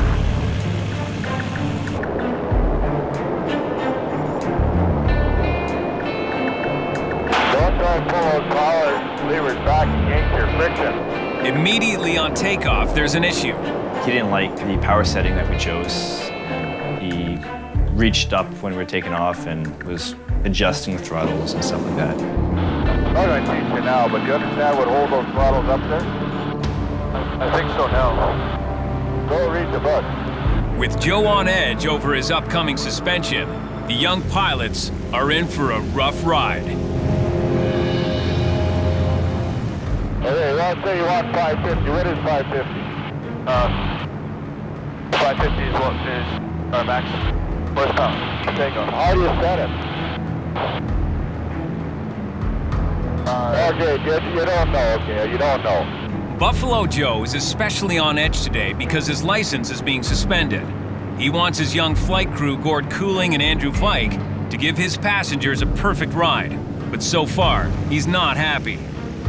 Good thing I'm going to put 20 people in an airplane and have you guys plowing off the end of the runway not knowing what you're doing. I think we did a good job. Yeah, well, I don't think so. For Gord and Andrew, this 50-minute flight feels like an eternity, with Joe challenging their every move. Fuck, we're halfway there, and you don't know what you got for power, do you? Joe jumps on them for their uneven engine power settings. Still got 1 in 10, 1 in 20. That's why this airplane's dragging its ass. You can't feel it, can you? Gord's flying safely, but Joe wants to see airmanship even he'd find difficult. As hard as I fly today, I can never fly that airplane as well as I could when I was 25, and they're 25, 23, and they better be able to fly better than I can. A tough task. Joe's been at the helm of DC-3s for over 40 years. Gord's been a captain less than a year, and Andrew has only been in the co-pilot seat for a few months. I got more experience. I can judge better on a lot of stuff, and I can forecast down the road, but the physical handling of the airplane and the instrument flying should come easy to me. By the time they touch down at Yellowknife, Joe's disappointment is off the charts. You don't know how to run them, so how the hell do you know how to control them if one fails you? Immediately after the flight, he catches Andrew in the hangar. But when I see a performance like it's seen this morning, I know f***ing well you don't know. I'm not happy at all with what I seen this morning. This is all I have, and I put everything into this. Well, then let's see some results of it. You know, you want to go home in a box? Well, okay. It put me in a state of mind that I have never felt before. I was stressed, I felt like crap, I was angry, I was pissed off. I was watching, it's brutal. Later, Joe commiserates with Chief Pilot Arnie Schrader and Mike Hanley. Under ideal conditions, they were making it very sloppily. It's very sloppily. Joe's worried that neither rookie, Andrew nor Graham, have enough experience to co-pilot the Sked. Everything went matter. They don't understand the airplane. They're too green. They're just too... Well, we did start them pretty quick. Pretty quick, yeah. We They can barely fly yet, and we're putting them in airplanes that are very difficult to fly. Joe's a little impatient with them. Joe thought his suspension would be a good opportunity for Andrew and Graham to fly with new DC-3 Captain Gord Cooling. But after this morning, he's having serious doubts about that combination. Because they need a co-pilot. Yeah. We don't. Yeah, exactly. So he decides to put his most experienced captains on the Sked. Justin or Arnie will do the Sked for me for 10 days and whatever other flying they can do. And that means Gord loses his chance to captain the Sked. But back in the hangar, Mikey's got some good news. Oh, here we've got the Stanley Cup trip on the board. Joe's approved the Stanley Cup charter. As amount of time I've been at Buffalo, I've never seen the trip this cool. Usually it's seniority or who flew last, is how I decide the next crew. Everyone's always trying to sneak their name on there for trips, so. But this one's something special, and it took a special scenario how to figure it out. The Cup was born in competition, so why would we change a lasting tradition? Mikey's come up with a hockey-themed way of choosing the crew for this once-in-a-lifetime mission. A shootout. I got the sign-up sheet for the shootout. Yeah. Sign-up sheet for the shootout. It's in the pilot's room. Noon tomorrow. I got the sign-up sheet for the shootout tomorrow at noon for the Stanley Cup trip. While Mikey recruits contenders, Joe has more serious business to take care of. This is the charge, and that's the license they want. He must surrender his pilot's license to Transport Canada for a 2-year-old infraction, flying in low fog below acceptable levels. I don't think I was guilty, but it doesn't matter. They found me guilty. I'll see how it goes. I just gotta get down there and get rid of it. The inspector that issued the suspension told my lawyer, seeing I was high profile a while known in the north, that he'd have to make a sizable suspension to use me as an example. Look at that, they're not even here. They've always said they'd like me not to fly people around in DC-3s anymore because we're the last one in the world doing it. And with DC-3s on a scheduled service. Next year I've been flying 50 years. I've always been under this threat. You guys are late. You can take my license. I gotta turn it in for 10 days. Okay, no problem. I guess after nearly 50 years, they have to get a shot at me somehow. They dodge that bullet. With his wings clipped, Joe's kids are worried he'll become a terror around the hangar. Oh, I thought it was gonna be bad. I thought it was gonna be really bad. I thought it was gonna hit the fan from all levels. If Joe doesn't fly, for whatever reason, he gets too much into multitasking in the little things that he shouldn't worry about, and things get real bad then.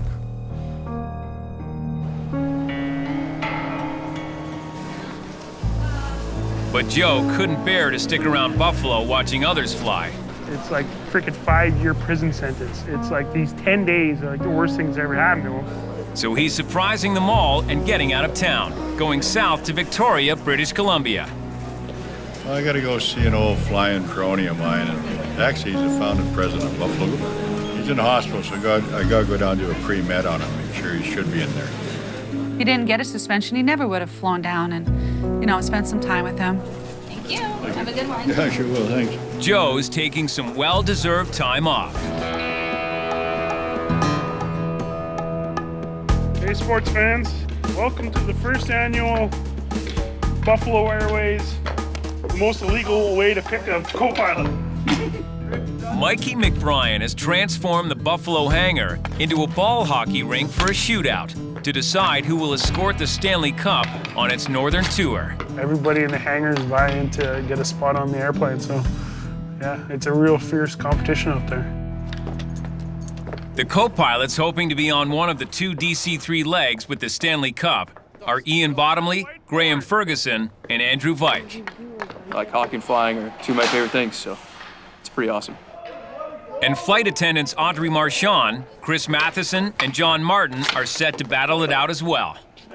You know, growing up playing hockey, I always wanted to be the guy that is going to hoist Stanley Cup someday. I don't know, man. I heard these guys are pretty good. I'm pretty nervous. See how it goes. Everyone will be trying to score on the Stanley Cup charter captain, Justin Simley. They could have done a little better. We couldn't afford adult stuff, but we got the juvenile. You got a cup on there, bud? Yeah, that was the only part of the equipment that was absolutely mandatory. Justin is a very brave man, but he's also a very skinny man. Luckily enough, the child stuff fit him. Wearing kids' equipment, the goalie is ready. Who's going first? The shootout can begin. First off, Audrey.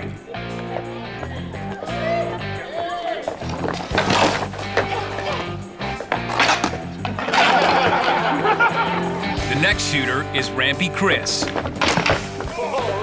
But Justin stops him, too. Hey, John, you need this one. Hey, you put the pressure's on. Then it's John's turn. Oh! Justin blew me away. That guy's a pretty good goalie. We thought it would be a joke. He turned out not to be a joke. Oh! No one could score on him. You know he's wearing child's clothing. He's a pretty good goalie. OT.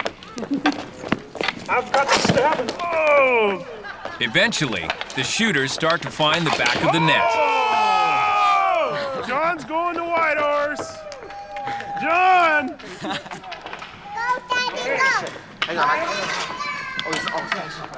Ian even has his own personal cheering section. Ian's going to Whitehorse. The Whitehorse crew is set, but the Fort McMurray leg is still up for grabs. He's coming in, doing something crazy. Oh! Andrew wins. Andrew's going to Fort McMurray. I heard it's nice this time of year. Then comes Audrey's last attempt. She scores and secures a spot on the plane. The lovable Audrey, I don't even think knows what the Stanley Cup is. The shootout is over, and so is Buffalo's most unorthodox method of choosing a flight crew. Everyone wants to go fly the Stanley Cup around. I mean, even just to go see it is great, but to, you know, fly from the Yukon to the territories here, you know, it's something to be proud of. It's gonna be pretty awesome just to be able to stand next to the cup and get a few pictures. Where's that ball go? It's right over here. With the crew set, Buffalo will send one of its vintage DC-3s to pick up the most precious piece of cargo ever, the Stanley Cup. But before that day comes, it's back to work for Graham and Andrew. It's Andrew's first time in the co-pilot seat since his disastrous flight with Joe. Yeah, that was a shitty fucking day. Holy crap, that was a shitty day. The one little thing about the shit list at Buffalo is it's always rotating, and you just gotta wait your turn. Watch your feet. It's inevitable that you find your name on the top of it, and sometimes you find yourself at the bottom, and the bottom is where you want to be. Today, Andrew's hoping to work his way back down to the bottom. With Joe out of town, Andrew will be flying with captain and goaltender extraordinaire, Justin. We're taking the sked down to Hay River tonight. We've got Graham and Andrew. Andrew's going to be flying with me tonight. A 10-year Buffalo veteran, Justin knows exactly what Andrew's going through. Oh, yeah, I'm in the doghouse all the time around here. Don't worry about it too much. In fact, I don't worry about it at all. Boost pumps. Anti-ice. Radio master radios. Power set. V1. Rotate. Pull back on the stick. After a smooth takeoff, with nobody giving him the gears, Andrew settles into the flight. So what did you think of flying with Joe, Andrew? Flying with Joe is very different. He definitely yells at you a lot, being a new pilot, but he just wants us to be, the best pilots that we can be. He's got his own way. We just have to adapt to it. Yeah, that's pretty much the same way it was when I started flying with Joe. Lots of yelling, lots of learning. Just sort it out as best you can. You guys are doing good. Just keep it up. Cool. Interesting to cookie? Should I get anything to drink? Flight attending in the cabin, Graham notices the difference in his buddy. Andrew looks pretty relaxed. He was looking pretty stressed out this last week. He's looking better now. Let's go flaps full. Full flap. Final checks complete. Clear to land. Roger. The flight across Great Slave Lake ends without incident. The Sked touches down at Hay River. Right on Saigon. Right on. He did really good. He's coming along quickly, and both him and Graham are pretty good to have in the seat with us. Same old learning process for everybody. Good job, man. Getting better every time you go flying. Yeah, man. And it will get even better when he gets to fly with the Stanley Cup.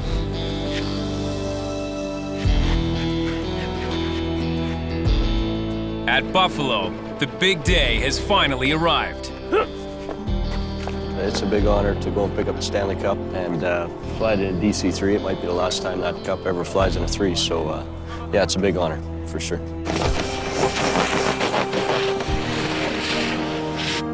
Buffed and polished, this 68-year-old DC-3 is ready to pick up the 117-year-old Stanley Cup on a special tour of the North.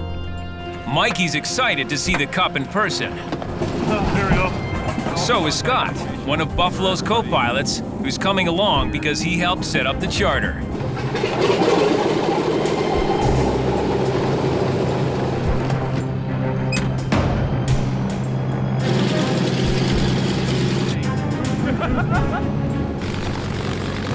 Over tower, that sounds good for 416. 30. Air throttle.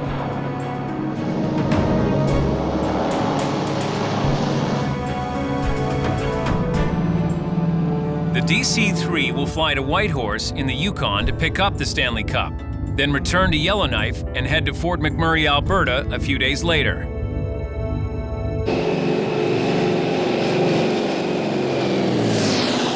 Once they're in flight, co-pilot Ian gives up the right seat to flight attendant and trainee pilot John. A bonus John wasn't expecting. Anytime I can get my hands on the controls, I'm gonna take it, and Whitehorse was a great opportunity to do it. You know, I got a bit of training in. This is pretty cool, man. Yeah. Crossing into the Yukon, the DC-3 passes close above the Mackenzie Mountains. Flying through the mountains on the way up to Whitehorse is beautiful. The scenery might be breathtaking, but mountains can cause turbulence and downdrafts. Yeah, this old girl's scared of heights, this one. Isn't it? Going through the mountainous regions, they get a little bumpy there, so it's a challenge, but Justin's just there, you know, watching, keeping an eye on me and stuff. So we just kept our altitude and rode it out. While John makes the most of his flying opportunity, Mikey recharges his batteries in anticipation of his first ever meeting with the Stanley Cup. Mikey, you know, it's his dream basically to pick up Stanley Cup and hold it. Mikey won't have long to wait as the DC-3 touches down in Whitehorse. That's it, that's all, that's everything.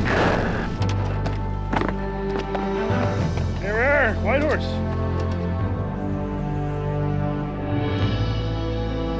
Waiting for the Cup.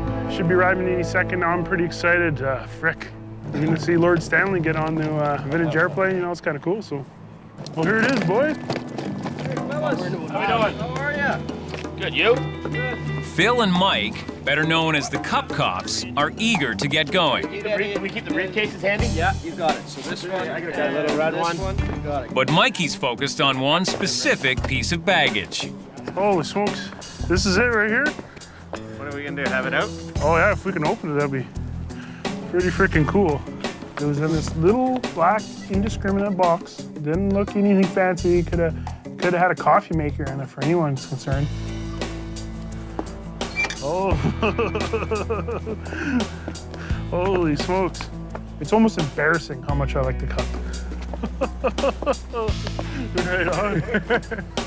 That's cool. Scott gets a picture with Lord Stanley's mug and his old buddy, Cup Cop Mike Bolt. Luck may have it, one of the Cup Cops is Scotty's friend from camp. Just a friend of mine from camp back in the day. For an old friend? True enough. His job is to watch the Cup as she goes around the world. Oh, man, that's awesome. Thanks, buddy. Scotty got a hold of me and said, I'm up here working for this airline up in Yellowknife, and I got contacted about flying the Stanley Cup around, and he starts telling me about the history and the World War II planes, and I'm going, this is awesome. I've never been any close to these kind of planes before. I've been doing this 11 years now, and this is one of the trips I've been looking forward to for a few months. I travel 250 days a year with the greatest trophy in all the sports. No other inanimate object can make rugged, red-blooded Canadian men so giddy.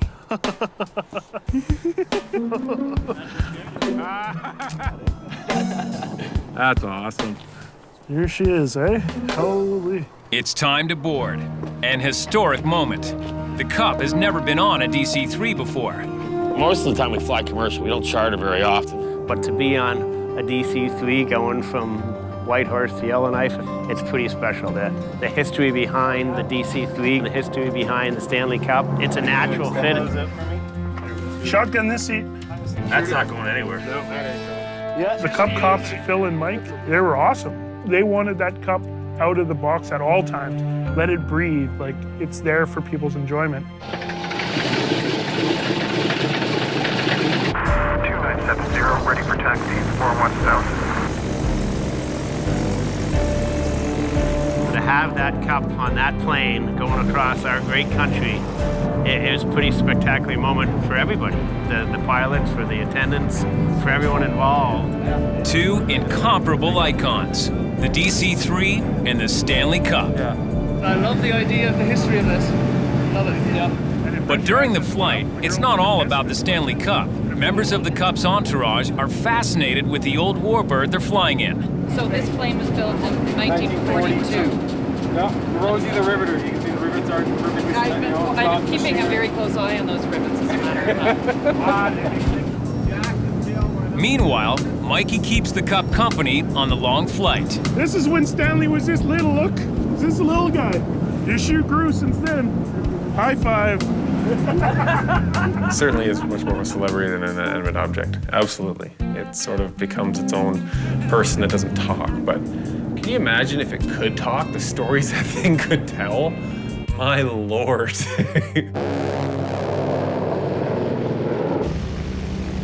Well into the 5-hour flight, Ian gives up his seat again.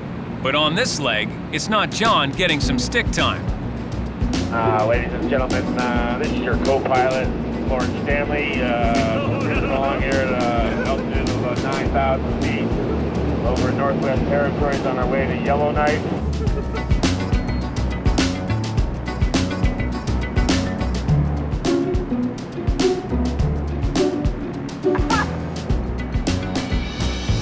Holy smokes, what a special moment, eh? Just hanging out, Stanley Cup. Favorite DC-3? Life's pretty good.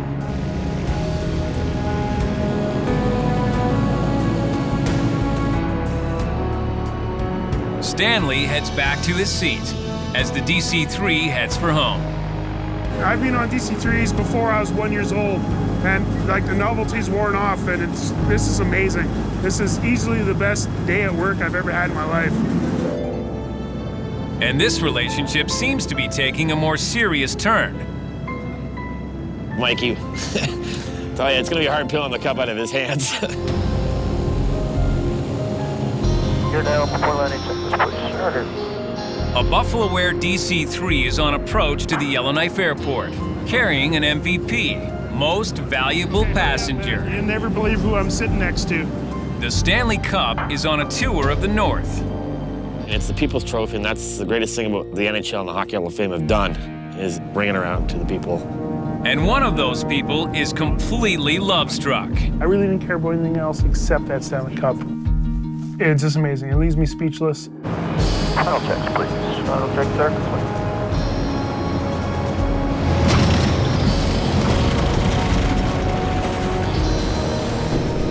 is one of those moments that will never happen again. You know, the airplane lands and what's on it? The Stanley Cup, man. What the f***, eh?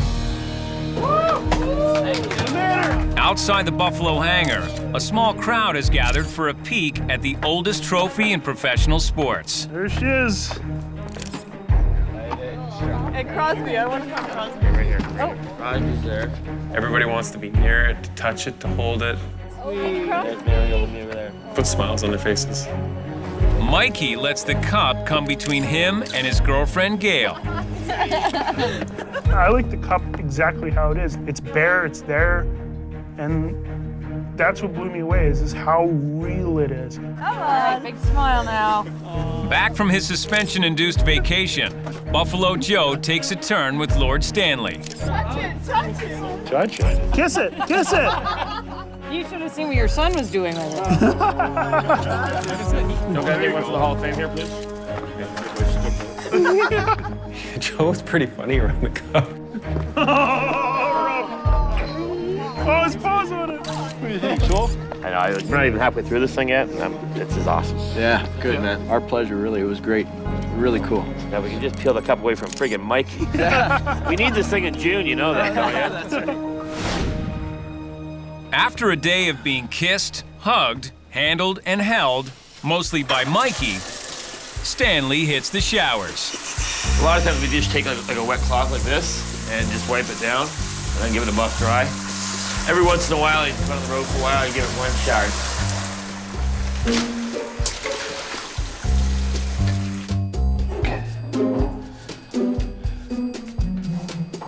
Well, where'd Phil go? Imagine that, disappears when the work has to be done. Oh, look who showed up. Mike did the dirty work. Now Phil tucks the cup in for the night. Tomorrow will be a busy day.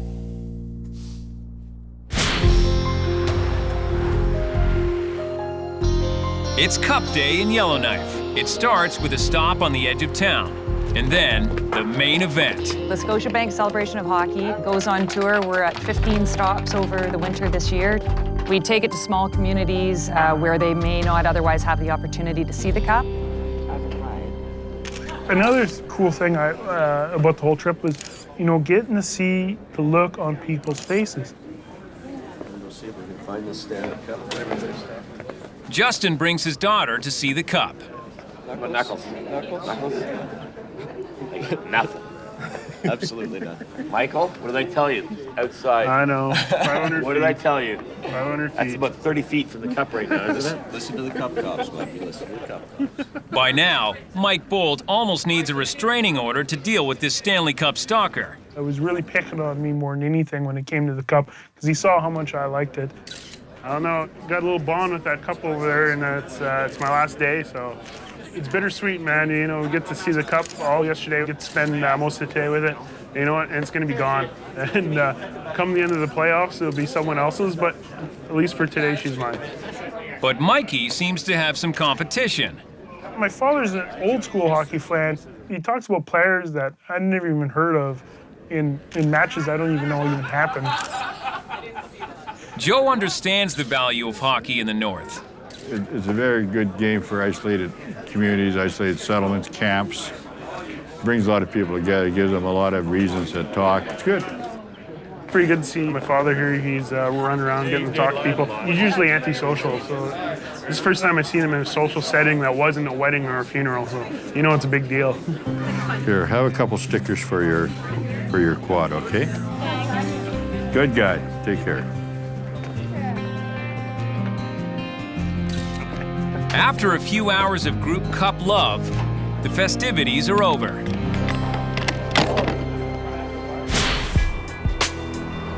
The next morning, co-pilot Andrew Fike preps the DC-3 for its final stop on the Stanley Cup Tour. Like Andrew, flight attendant Audrey Marchand won her spot on this flight in the shootout, but she doesn't have cup fever like everyone else. Then she gets a moment alone with Stanley. I see Montreal Canadiens in 1986. I was born in 1986.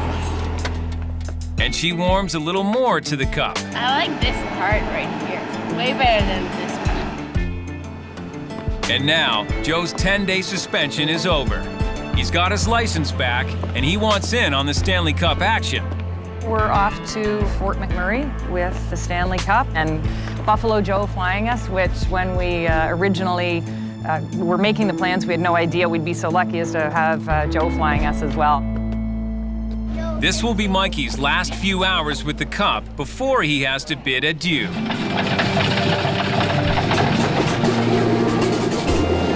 What are we? We're 419. 419? That's correct, yep. The final leg of Buffalo Air's Stanley Cup charter to Fort McMurray, Alberta, is set to depart from Yellowknife. The Fort Mac trip was the people who placed second in the shootout. So co-pilot was Andrew, and flight attendant was Audrey. And of course, my father is the captain. Okay, 33 McBryan Point Master, Central Ridge Tech. Rookie co-pilot Andrew Vike is flying with Buffalo Joe for the first time since Joe tore a strip off him nearly 2 weeks ago. Can you pilot for 7 pounds? Pilot for 7, we can go at 5.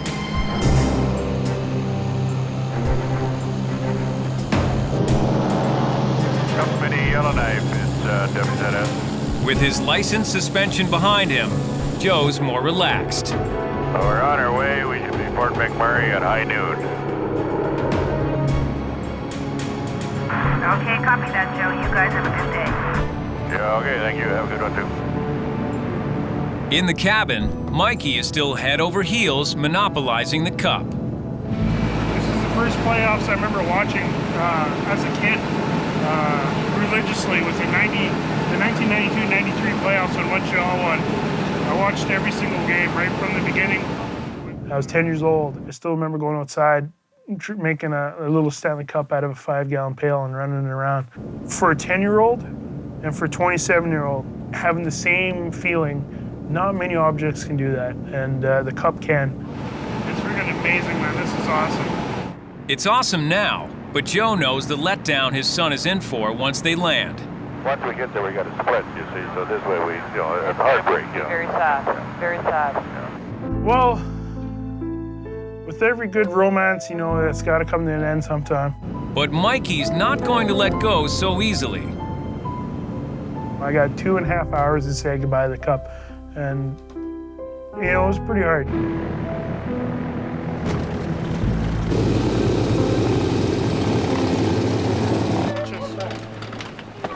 Our last stop on the journey. On the tarmac in Fort McMurray. There she goes. It's been a good trip. Mikey prepares to say his final goodbye to the Cup. Don't want to see her go. As Buffalo Airways, we got to help bring a piece of history that everyone will enjoy. It's as cool to be a little fact. It's pretty cool to be part of the history. Anytime NHL needs anything, I'm a willing mascot for anything. Thank you again. That was fantastic, and your crew was amazing. Thanks for coming. Everything was Thanks for coming. Be sure you come back. unbelievable experience. Never forget it. All right. Well, it was a great few days. You know what? It's the people that made the trip really great. Over, Mikey. I don't know how our paths gonna cross again, man. I don't know. If you love something, you gotta let it go, right? If it comes back, it's meant to be. For now, Mikey is resigned to his fate. He knows the romantic problems of one man and a shiny metal trophy don't amount to a hill of beans in this crazy world. So you're okay there, big guy? Yeah, I'm okay. Yeah, Sure. For 3 days, it was just Buffalo Airways in the Cup, and that is worth more than anything that I can think of.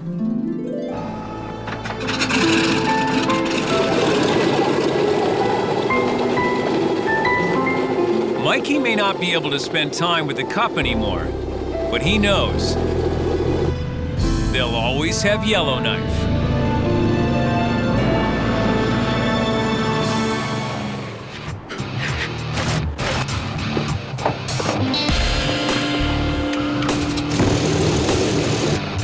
Every available body and every able plane is on the move at Buffalo Airways.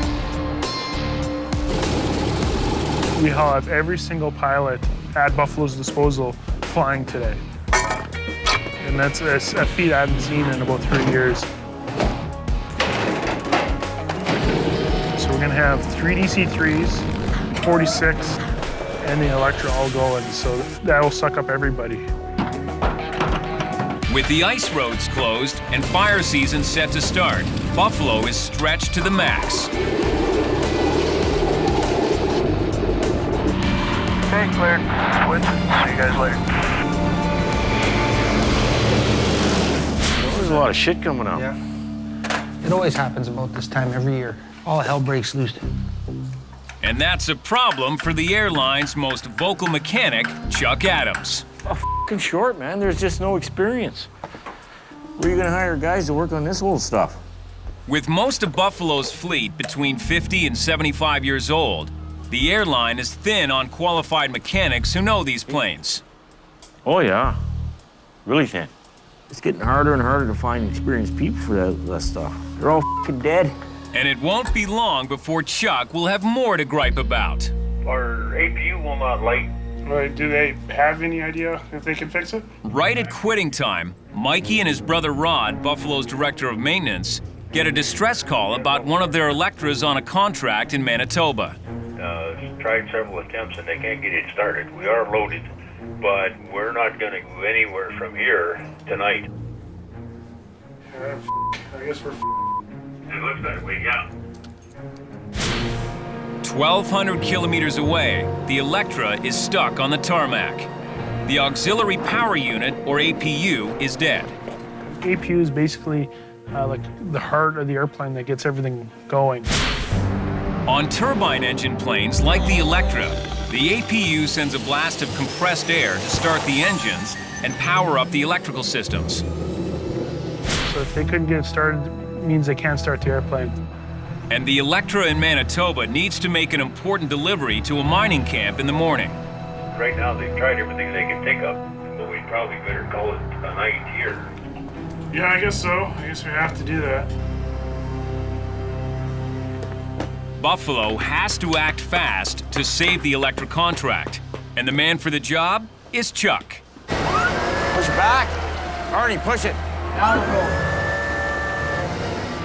Chuck is taking the APU out of Buffalo's other Electra. If the broken APU on the Electra in Manitoba can't be fixed, Chuck will transplant this one into the grounded plane.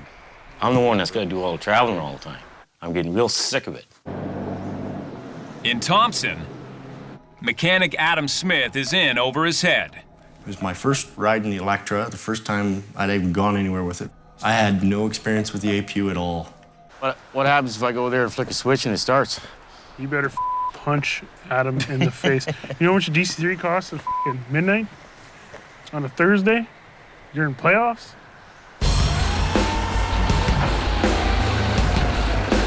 Okay. They load the replacement APU.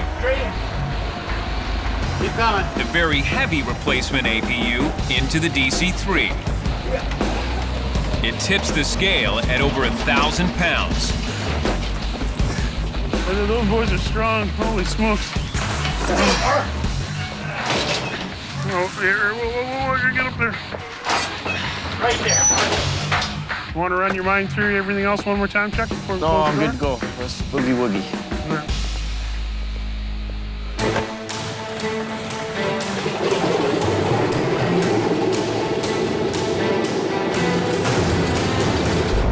Go off 1364. 1364.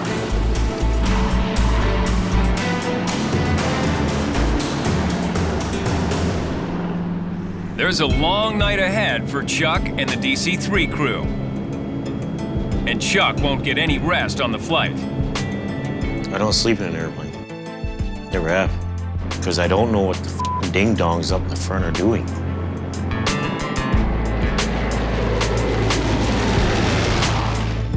It's a 4-hour flight from Yellowknife to Thompson, Manitoba.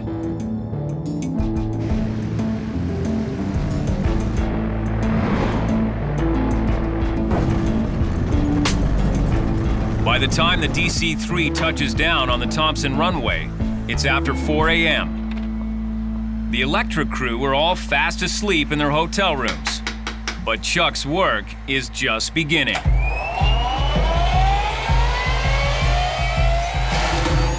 With one attempt to start the APU, Chuck's expert ears pick out the problem. Igniter. The APU is flooded. Fuel has soaked the igniter. so then the igniter won't ignite no more. It's just like a spark plug on your car. You flood it, it doesn't spark anymore. After only 10 minutes, he believes he's found the cause. Fuel isn't flowing properly through the fuel nozzle. Well, yeah, the fuel nozzle was plug solid. Well, you might as well just have a hose running in there. There is no spray pattern, it's just dripping. It's flooding out the igniter, so then the igniter won't ignite no more. Carbon buildup on a fuel nozzle is common in an aging unit like this one. After carting a 1,000-pound replacement APU across the country, the solution could be as simple as cleaning out a dirty nozzle. You're gonna be f***ing pissed if this thing works, eh? Chuck's just gonna have f***ing bragging rights forever on the other boys. That bitter?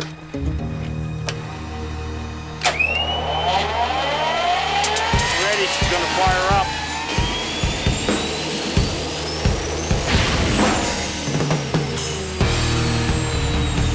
That's it, she's good? I would say so. Oh, let's get the hell out of here. It was a red-eye flight in the DC-3 for an instant and obvious solution. 4 hours for what, 15-minute fix? I'm working a bunch of twits. Wow. He knows those Electras inside out and backwards, APUs, everything. Once again, Chuck has saved the day. Oh, this is great. This is real great. Everybody thinks I'm a hero, but it's not necessarily a hero situation here. A simple fix. So sending the spare APU on the DC-3 was all for nothing, and a huge waste of money. Now, somebody has to explain it. That's it, boys. To Buffalo Joe.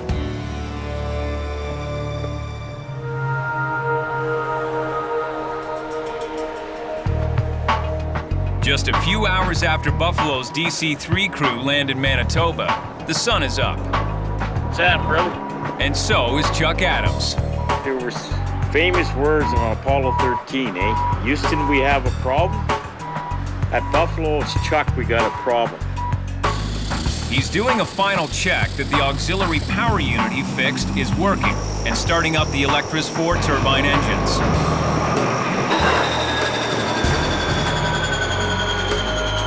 Good. Everything's A-OK now. Never fails.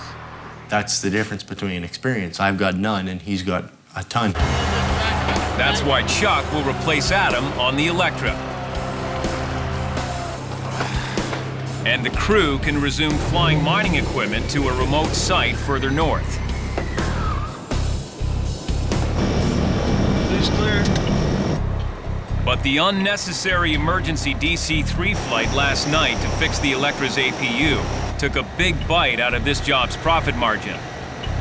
As you can imagine, flying DC-3 halfway across Canada is not a cheap thing to do, especially when you're not getting paid for it. Power's yours, I'll leave you to the center line.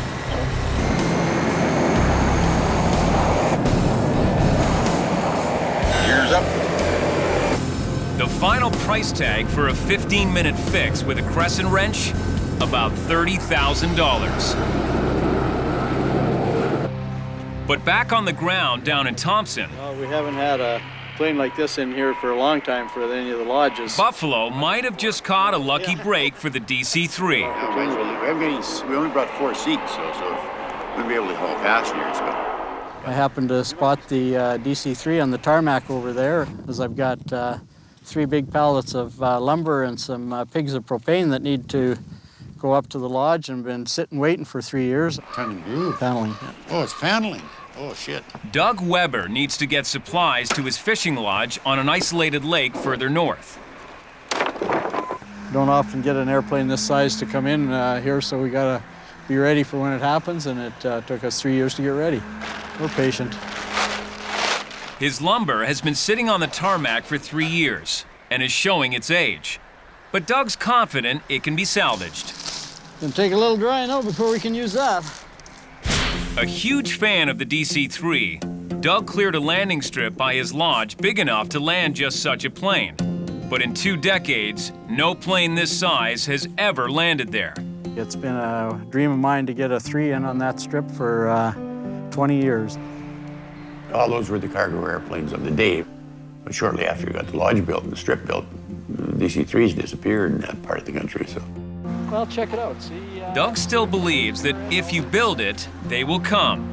Eventually. There's only one problem. The strip near the lakeshore is made of sand. On touchdown, the landing gear of the 25,000-pound fully loaded DC-3 could sink into the sand, causing the plane to skid out of control on the unstable surface. I got the propane and the lumber ready to go now. I just got to get a few. But if the DC-3 can land on the sand strip, this last-minute charter could help pay for yesterday's flight here. That one little trip would have paid for the fuel. Still there? But first, Arnie needs clearance from Buffalo Joe. Only thing is, I want to know what strips are going in it. We don't know the strip. It's called Knife Lake. Back in Yellowknife, at the weekly pilots meeting, Joe weighs the risks. On the land. And what do they land there in the summertime? Beavers. Beavers? No. He turns to lodge owner Doug Weber for more details. Hello? Hey, Doug? Yeah? I got you on speakerphone here with my father, Joe. We just got a couple questions about your strip there at Knife Lake there. Okay, go ahead. Yeah, Joe, here. What kind of airplanes have used it? We've had Commander, Twin Otters, Islanders, nothing really close to the DC-3 size, but... Doug's answer isn't what Joe wants to hear. Sand is a very movable surface. So if you land a DC-3 on a sandy strip that isn't, somewhat compact, you can lose control of the airplane and, do a lot of damage. Joe needs to guarantee the safety of his crew and his DC-3. The lodge owner has an idea. Well, we'd be going in probably just check it out. You've got a crew here. We can take one of them with us, whatever. A scouting trip in a smaller plane will tell them if the strip is safe. As soon as possible. Okay. They're going to go in and do a strip check before we go in. Yeah, okay, do it. Hang on to this. I want to ask you about something. All the stress of this busy season comes at a bad time for Rod McBryan. He's already got a lot on his mind. He's smiling. He's smiling. His wife Sasha is due to give birth any day. The battle that I fight is between home life and work life. If you can make the industry, the aviation industry, and your home life work, that would be the key. The phones are always ringing. They're always running back to the airport. Rod doesn't have just a job, definitely. We live a lifestyle. His dad certainly doesn't take many days off, so he doesn't feel, I guess, that he should either. The new baby will throw a big wrench into the balance between home and work. And I'm kind of nervous because I know what I've been doing my whole life. Now I have to figure out what somebody else needs.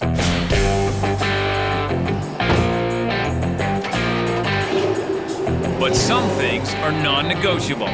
Rod won't be trading in his Shelby Mustang for a minivan.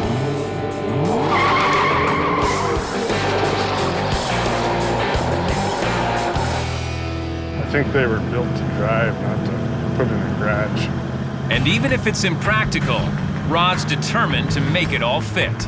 Yeah, I picked out a baby seat. There's actually an attachment in the back, so thanks to Ford and Shelby, they've thought of that for me. But with things heating up at Buffalo, fitting parenthood into his job could be a lot harder than fitting a baby into his car.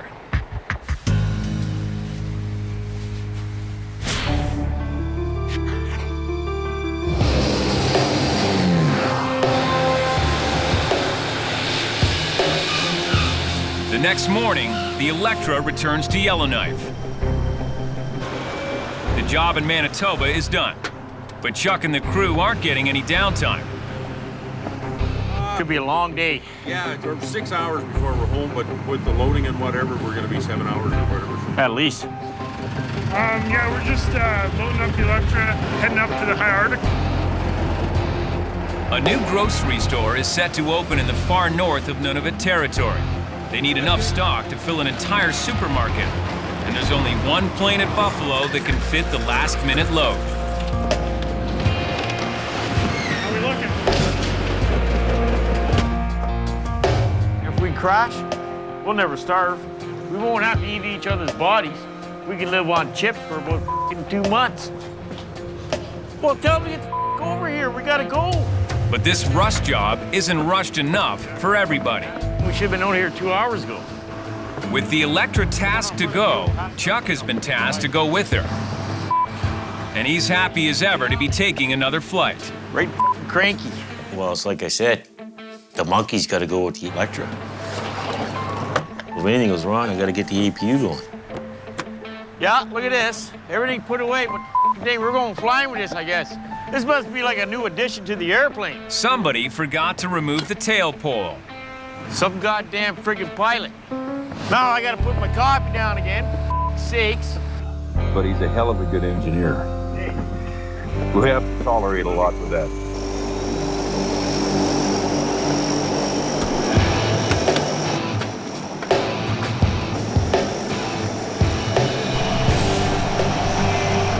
Clear left and ahead. With the work piling up on the ground, Chuck wants to get this flight behind him as soon as he can. But the Electra might have some ideas of its own.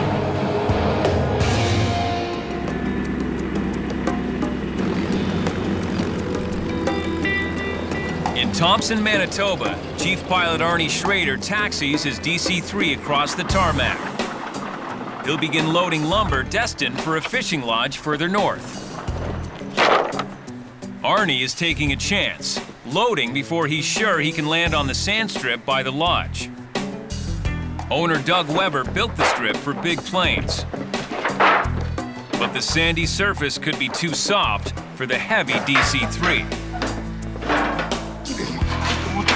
67-year-old Arnie helps get the cargo on the DC-3, which is as old as he is.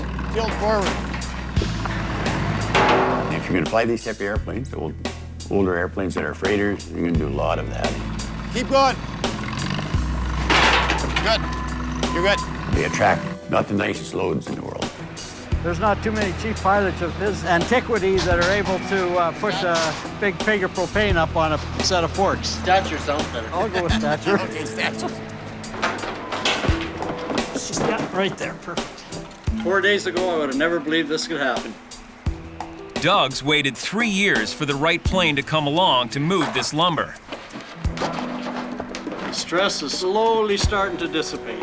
I'll be happy when I see that thing touch down at North Knife Lake. That'll be the finale. But that won't happen until Arnie confirms whether Doug's sandy strip can handle this much plane. And it's time to find out. You are, man. Nelson Barber, how are you? Good to see you. You guys up in the back? Doug's son-in-law has arrived with a Cessna 185 so they can scout the landing strip. We're gonna go scope her out, man. Moment of truth.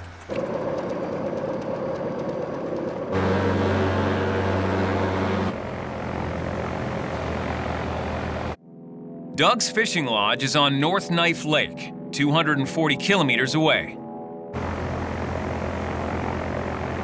As they zero in, everyone's mind is on the landing and what it will tell Arnie about Doug's sand airstrip.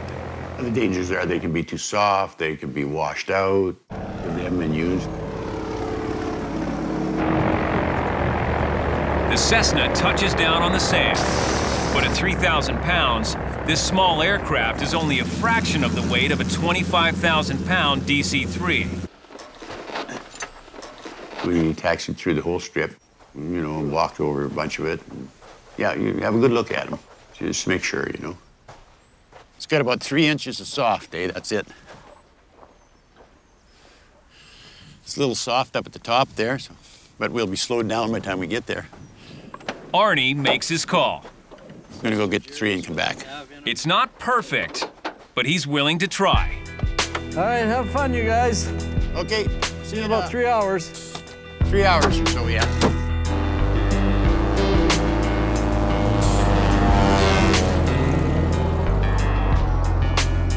It'd be a real thrill to see the 3 come in here and land on a strip that's never seen one before. That landing will be the true test of whether this runway built for a DC-3 can actually handle a DC-3. Meanwhile, 1,500 kilometers north, high above the Arctic Circle, the Electra approaches the remote Nunavut community of Taloyoak, in the middle of the Northwest Passage. Back in the 1830s, polar explorer Sir John Ross's ship was stuck in the ice here for 4 years.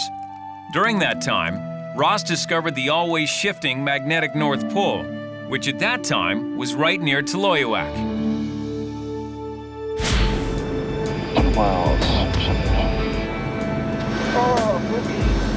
Now the Electra crew, including reluctant mechanic Chuck Adams, is bringing a huge load of groceries to the isolated town.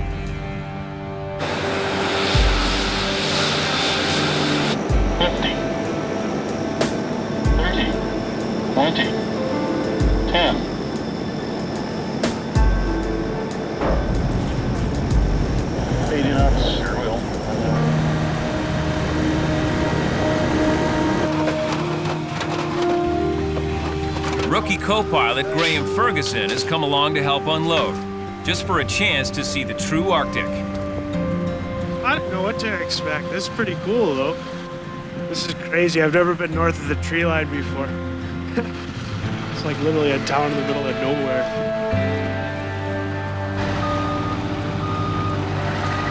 But Chuck's seen it all before. He spent a lot of time up here back when it was called Spence Bay. All he cares about is a quick turnaround, so he can get back to the work waiting at home. By the time the crew finishes unloading, it's well into evening, and everyone's eager to take off. It's 9:11, and we'll be out of here within about...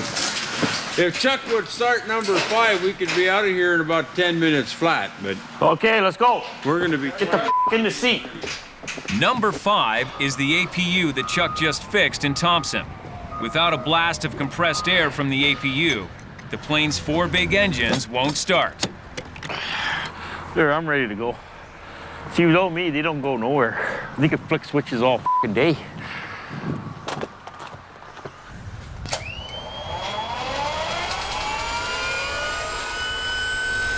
But today, even Chuck might not get them moving. It was great till the APU wouldn't start. Again. The APU starts turning, but it's not firing. Goddamn f***ing shit. Engine number 5 is turning out to be a big 0. So I go through the exact same scenario. Doesn't work. Doesn't work. I think it's plugging up again.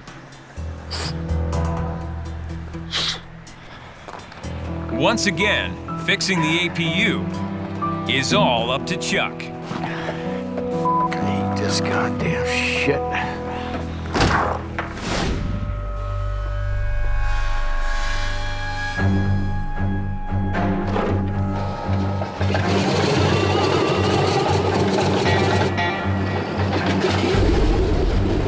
Back in Thompson, Manitoba, the DC-3 crew gears up for the journey to the sand landing strip. At their destination, Doug Weber preps for the arrival he's been hoping to see for 20 years. We just kind of wait until an opportunity comes along, and this time it was a bit of a long wait, but I think it's going to be worth it. But as his dream gets closer to reality, there's still no guarantee the sand strip will provide enough traction for the mammoth DC-3. The crew won't really know until their wheels hit the sand.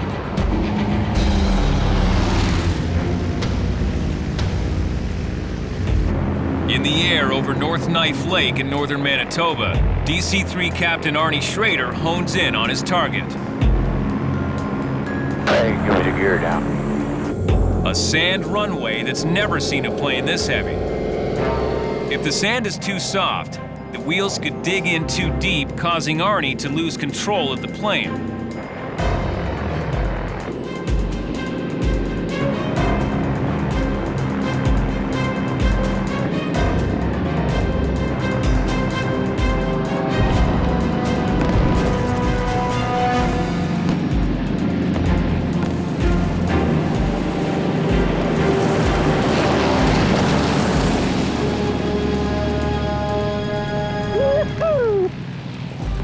The sand strip holds up, and lodge owner Doug Weber's dream has come true.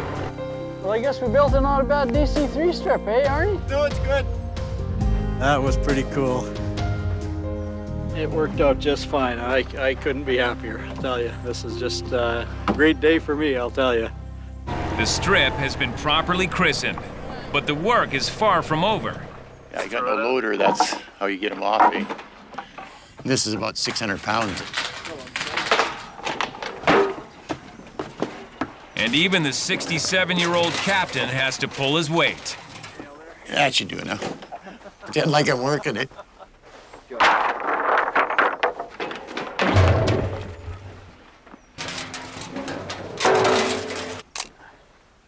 That's going to be a classic. Yeah, it's a keeper. It's a day Doug will never forget. Be in my pants here.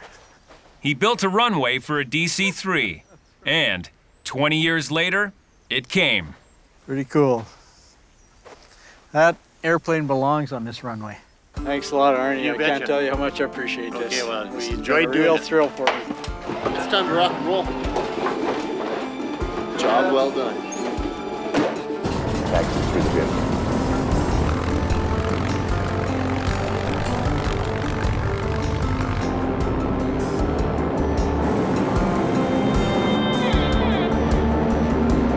This last-minute delivery has helped Buffalo recoup the cost of sending the DC-3 to Manitoba in the first place. And it's made one lodge owner the happiest guy in the world. Too cool. Or at least the happiest guy on North Knife Lake.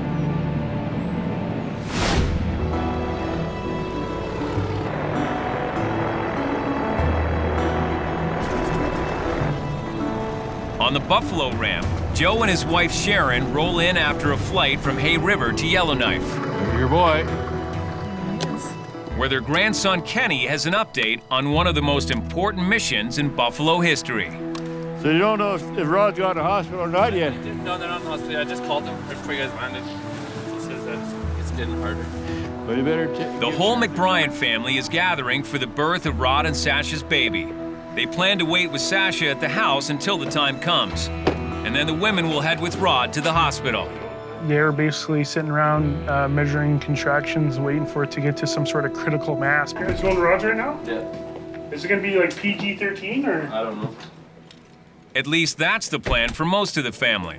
I'm not a doctor by any means. Farthest thing away from a doctor. So during the whole thing there, I think the best I could do is just stay away. But Mikey's girlfriend Gail has a different idea. Once in a lifetime thing here. There's a hockey game on right now. Well, what's more important, a hockey game or your little niece or nephew? Depends how long the hockey game goes. When everybody's worrying about the baby, there's a lot of help there. There's a lot of talent in that room, so I thought, hey, I might as well just go worry about what's happening in the hockey world. So while the rest of the family heads to Rod and Sasha's house, Mikey hits the bar. So I ran down to the local watering hole, Surly Bob's, with a couple of my buddies. But Gail tracks him down. Hey, Gail. I'm at Surly Bob's. You're at Surly Bob's? You know, the hockey game's on, and just call us if you have any news, okay? They like you better than they like me anyway. Okay, bye. Well, yeah, she's not too happy. But anyway.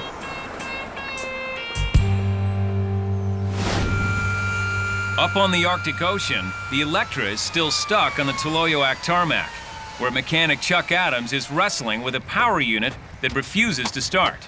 We got nozzles all plugged up. It's deja vu all over again for Chuck.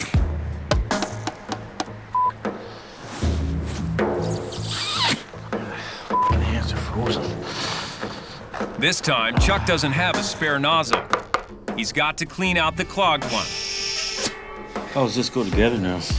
But cold and frazzled, getting the piece back into the right place has become a serious case of Humpty Dumpty. That goes like so. Didn't think I was going to get it back together either. Thought, oh, we're really doomed. Which way does this thing go? It's gonna go like so. It's already almost 11 p.m. under the 24-hour sun. Hey, what's up? It would really be nice to be home in my hot tub. Dinner's gonna be a little while longer. Even with a clean nozzle, the APU refuses to fire. But if it can be fixed, Chuck will fix it. I have faith. The question now, can it be fixed? Spray pattern is good, I'm getting the fuel, but it still won't run. It should run. Oh, for f***'s sake. Give me the goddamn screws for it. Freeze to death here. I don't want to be phoning with Joe. Say I need another DC-3. Bring up another APU, because he'd go f***ing ballistic. That's why I wanted to get it going. The engineer I used to work with said that sometimes that when you're trying really hard to make something happen, that if you walk away and just take a break, when you come back to it, you see it entirely different. But that engineer wasn't Chuck Adams. Jesus Christ, I'm gonna need a 5/16 wrench too. He says he's got coffee in here, so you might come and have a cup of coffee and then try it again. I want to get the out of here and go home. Well, I know that. Ah, this f***ing APU. I'm not gonna stop until I get it solved. That's the way I've always been. As the night wears on, Buffalo's Electra mastermind might have finally met the problem he can't solve.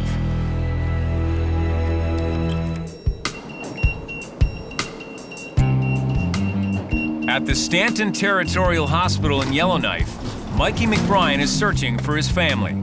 He's hoping he's not too late for the birth of his brother's baby. No one called, so we're getting kind of nervous. I just had a thought that, you know, this is it, I have to get down there. This is Ray Warner. Oh. I thought that was, oh, obstetrics.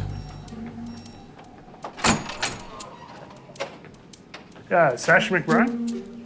They said to wait in the waiting room there, please. It's not a good time. Sasha's in labor, but Mikey won't get any closer than the waiting room. It looks like I'm locked out here, so we'll see. Hopefully everything's going good. And according to movies, this thing takes quite a while, so we'll see. We'll see what happens and sit tight. I need a 5/16 socket. On the ramp in Toloyoak, there's another waiting game going on. When he sets himself to a project, he's pretty determined, all right. The Electra crew still hopes Chuck can get them home. But Chuck is firing blanks. He's usually come through. We have our fingers crossed here that he's gonna do it again. It's after 1 a.m. Chuck's been at it for 4 hours and the crew is restless. I swear the sun's coming back up right now. Like an hour ago, it was darker outside. It's coming up over the horizon again there now. Give me that 3/8 back. And with the Arctic version of dawn already upon him, even the man who never quits I'm gonna burn this thing for 10 minutes. is hitting his wall. Basically, what's going through my head. I want to quit. I want to get on a dog sled, another airplane, and get the out of here. My fingers are frozen. I couldn't feel anything anymore. And when you can't feel anything, there's no use doing it anymore. Tomorrow, they might just have to call for a rescue plane to bring them a spare APU.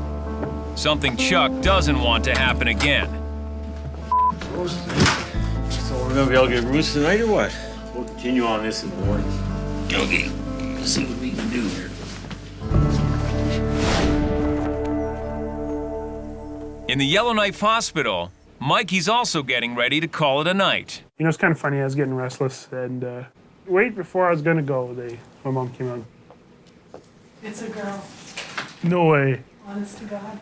It just happened? Just born now. Awesome. Wait till you see her. She's perfect. Mikey updates Joe, still waiting back at the house. Hi. It's they had it. What is it? It's a girl. Really? Is everybody okay? Yeah, no, everything's good. It's crazy. She's so cute. It's crazy. It's a girl. Congratulations there, Rod. That's awesome. Yeah, that's awesome. That's insane. That's insane. God, Gail was there. A couple times almost flamed out, but she was right there. Oh. I can't flame out. There's all the rest. Well, congratulations, Rod. Oh my God, Rod. Joe and his oldest grandson, Kenny, arrive. Even Joe can't hide his happiness tonight. Congratulations, Grandpa. Oh. Thank you. Congratulations. We got the work cut out for him now. I know what it's all about. So, So it'll be good for them, you know. I'm happy for Rod, I'm happy for Sasha, I'm happy for this new baby girl we have in our family, and hopefully she can start work on Monday.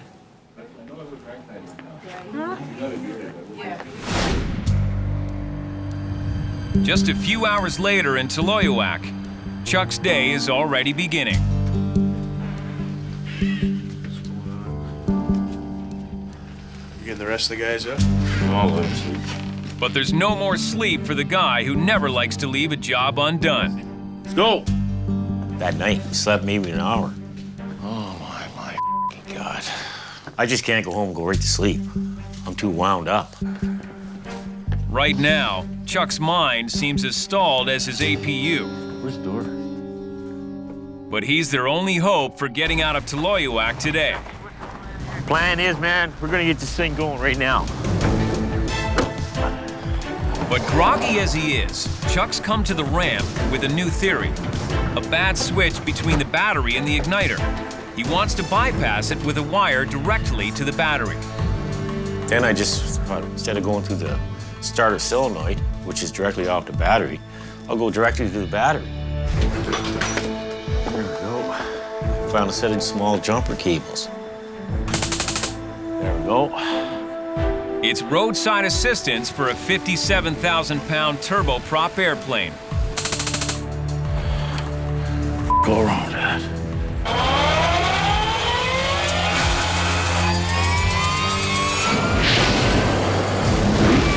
Oh, yeah! The APU's clearly firing again.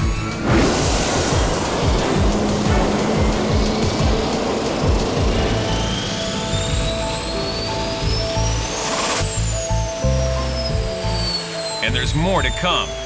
Chuck's got to burn off all the fuel built up during his multiple failed attempts to start the system. Hang on, boys.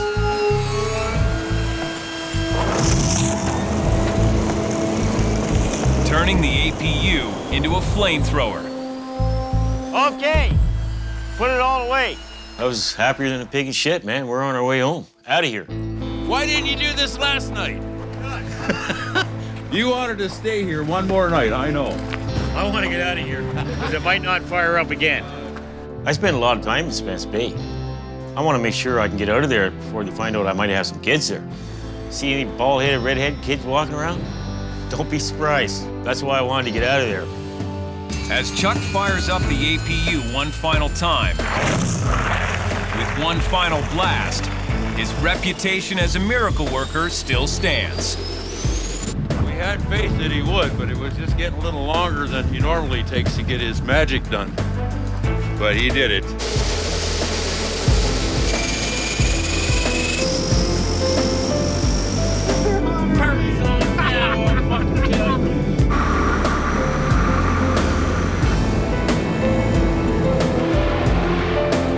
And as the Electra finally gets up in the air, the guy who never sleeps on planes is down for the count.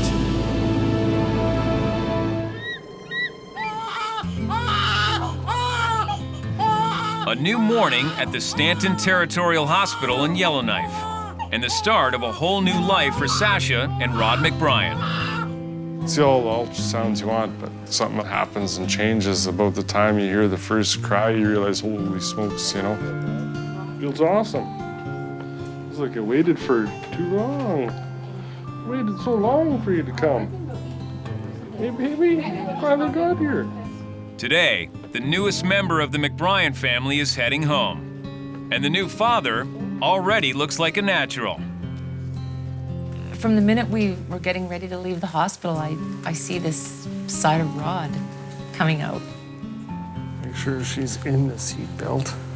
You know, get this around where her arm is. God, I'm glad you know what to do, Rod. It just felt like this is what you do and that's what you do. I don't know where that comes from. This is outside. This is what it looks like outside. Rod's instinctual. He has instincts and they kick in and he's not afraid. So today, Rod's decided that baby's going home in Daddy's muscle car. Well, this will be nice and comfortable for baby. Shelby Mustangs aren't the easiest thing in the world, but fits nonetheless. She's good. She's doing good. But this time, Rod's not burning any rubber. You know, you can picture coming home with your new baby all you want, but then the day that it's happening it's surreal. Oh, finally home. Hey, baby. Welcome home. He's like, geez, okay, good enough. I'm going back to bed. We got home and there it was, that moment. We have the name? Emma Ray. Emma Ray? Hey, Emma Ray. She says, I don't care what my name is. I'm hungry. I have trust in Rod's words a lot more now about how he wants to find balance from work and having a family. This is your room, baby girl. I think the bed's too big. That bed fit Mikey. All that I thought was important before is not really important. Hi. Balance baby first, and everything else balances itself.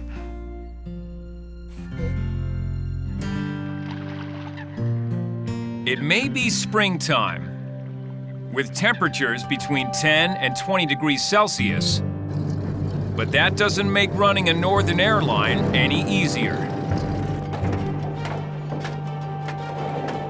1,000 kilometers west, a trough of low pressure is unleashing harsh weather on Canada's Yukon Territory. A severe storm is sweeping in from the coast, and that's a problem for Buffalo Airways captain Justin Simley. Thunderstorms are coming up on the Metar. His flight plan leads straight into the storm. Well, we have a very important charter to Whitehorse coming up. Justin's just informed me that there's thunderstorms between here and Whitehorse. So he's saying that we might have some delays. You know, it's very important for these passengers to get there for a conference. We can't be late. 13 civil servants headed to the Northern Bioenergy Conference in Whitehorse are already starting to board. The passengers have meetings, they have delegations, they have conferences. Once you commit to leave with them, your commitment is to make sure they arrive on time. Hey, Andrew. I think we're gonna delay it. But the weather around their destination forces a sudden change of plans. Hold on, everyone can go and sit back down for a bit. We gotta look at some weather there. Hey, John. Co-pilot Andrew Vike breaks the news. It just kind of went down in Whitehorse, so we might have to delay it for a bit. The flight isn't going anywhere until Justin likes what he sees on the weather maps. Yeah, so she's saying there's two big cells, one north and west of the airport. So this cell's like right in our track from Watson. Okay. It's a big cell. Tops are like 30,000 feet, but they're two isolated cells at this point. A storm cell is an air mass formed by powerful updrafts and downdrafts. They can unleash thunder, lightning, heavy winds, rain, or hail. Not a good idea to be flying through the hills with some thunderstorms rocking and rolling. See what happens. But Joe's pilots must always play it safe. If 5 don't look good, hold for another 12, we'll go 5 in the morning. Yeah. Won't go in there if we can't get out of it. The weather may be fine in Yellowknife, but the crew and passengers will have to wait for it to improve 1,100 kilometers away around Whitehorse. Whitehorse is so nice. You never been, eh? Nope.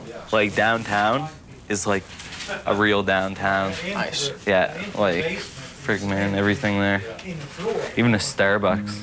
If this charter gets off the ground, the Buffalo crew will wait in cosmopolitan Whitehorse during the conference. A chance for some R&R. You're always going full tilt around here, 24/7 basically, so it'll be nice just to wake up, you know, tomorrow morning and just go for breakfast, relax, you know, maybe do a bit of fishing. That thing's bigger than my nephew. Definitely want to go fishing. I'm pumped just to be out of Yellowknife for a couple of days. Yeah.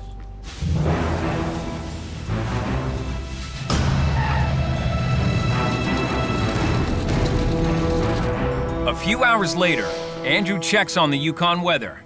We had clouds at about 4,800 feet in the last hour. Now they're at 6,000 feet. The winds have calmed down. The captain makes his decision. I think we're okay. Sounds good, man. Okay. Weather looks to be good, so we're just gonna throw a little bit more fuel in the plane and we'll be out of here in about 10 or 15 minutes. Okay? I think we're good to go here, so we're on our way to Whitehorse again.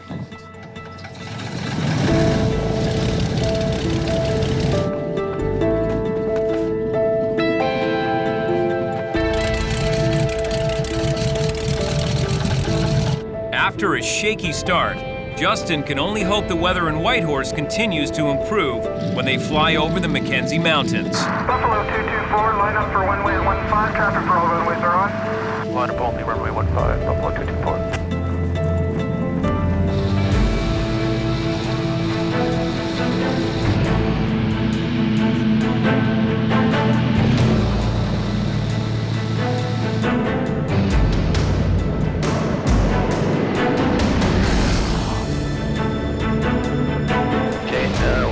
At 1750, we're into Whitehorse. It's a 5-hour flight to Whitehorse, 1,100 kilometers over some of the most rugged wilderness in Canada. So far, there's no sign of any bad weather up ahead.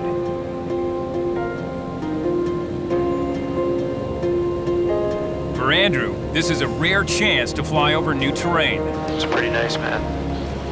It's not flat like everything else I've done so far. There's actually, well, it's all good, man. It's a change of scenery, it's kind of nice. As clouds loom in the west, Justin checks on the weather in Whitehorse. Buffalo 224, Whitehorse radio. And Whitehorse, it's Buffalo 224. We're just looking for the latest out of Whitehorse. Still some thunderstorms in the area. Affirmative, there's still some isolated storms. 6,000 scattered with cumulonimbus, with thunderstorms, and lightning clouds at ground. Okay, Buffalo 224, we check. Thanks very much. Not what Justin was hoping for. The storms aren't clearing out as quickly as expected. Then, 400 kilometers from Whitehorse, What's that? We got smoke out of the engine here. the oil pressure in the right engine is suddenly dropping. It could be a major oil leak. She's spinning a little like a bastard out there. They could be minutes from engine failure. Unless it's on the other side of the cowling. There's nothing on my side here. From the rear of the plane, John has a good look. Yeah, it's starting to smoke a little bit more there now, Justin. You see any fire, John? It's basically white smoke. Roger. Maybe a bit of oil or something, right? The number 2 engine could be failing. Okay, Andrew, I gotta go have a look at this thing. I want you to just hold 95 or 100 knots as best you can there. Okay, we're watching temperatures. Number 2 engine pressures. Yeah, you do what you need to do, man.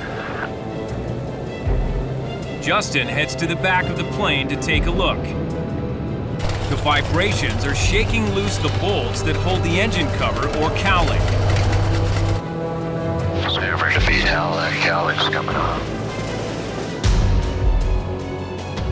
Andrew's a rookie in a situation he's never encountered before. Doing it there, Justin? Yeah, I'm just thinking. Okay. They're far from home, over mountains, and heading into thunderstorms. Now, they have serious engine trouble, and there's no landing strip in sight.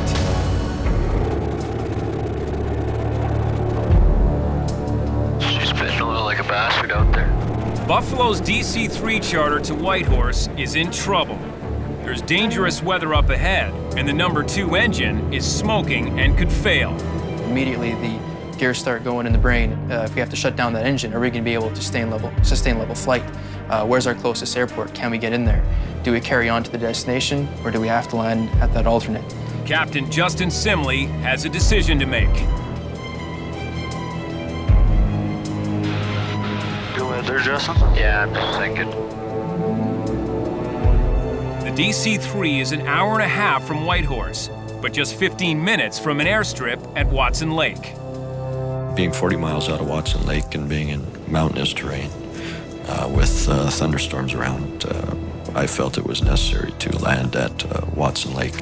All right, dude, let's start her down. I'm just gonna give her a little power here, see if she'll take that throttle again. Justin doesn't want to alarm the passengers, so he ponders how to have John explain the diversion.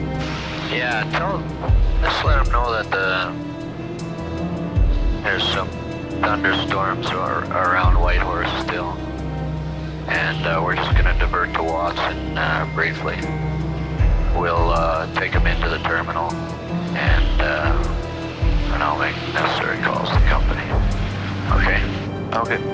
Altimeter 2976. With number 2 throttled back but still smoking, Justin has only minutes to get onto approach to the Watson Lake airstrip. 37 to 33. That's our straight front of us, sir. You bet you got the strip there.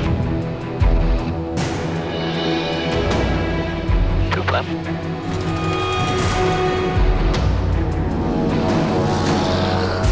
One more time, have a look.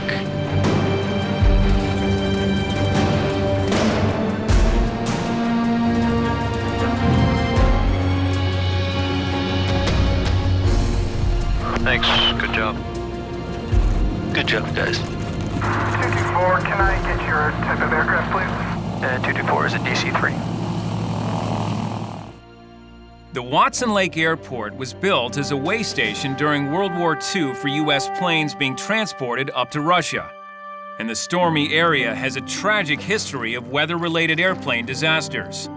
In 1942, a B-26 Marauder crash-landed on the lake. A few years later, an Avro Lincoln did the same.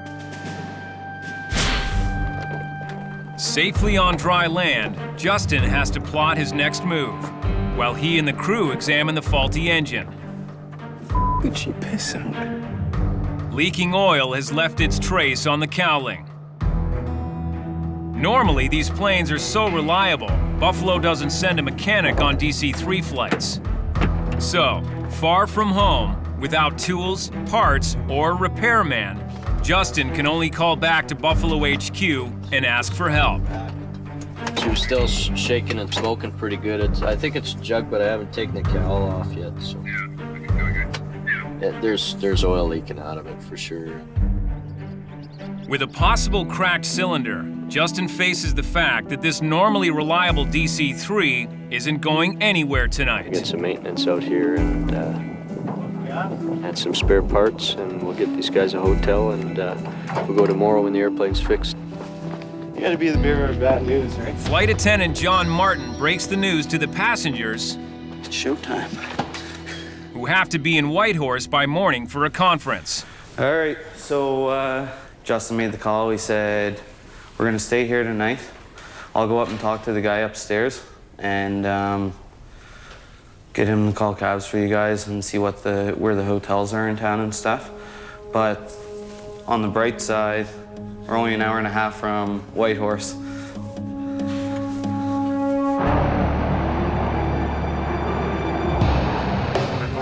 Come with me for that. Back in Yellowknife, Joe's already scrambling to come up with a solution. Keep an eye on that Thompson weather, Alec.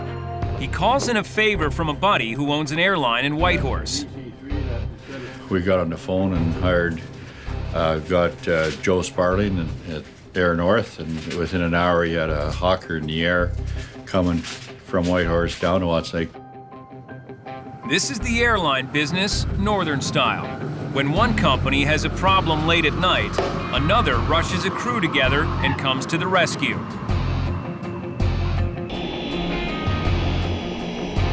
The backup plane, Air North's Hawker Siddeley, arrives in Watson Lake. The Hawker is essentially the European DC-3. And in fact, it was designed to replace a DC-3. So actually in this scenario, it kind of did.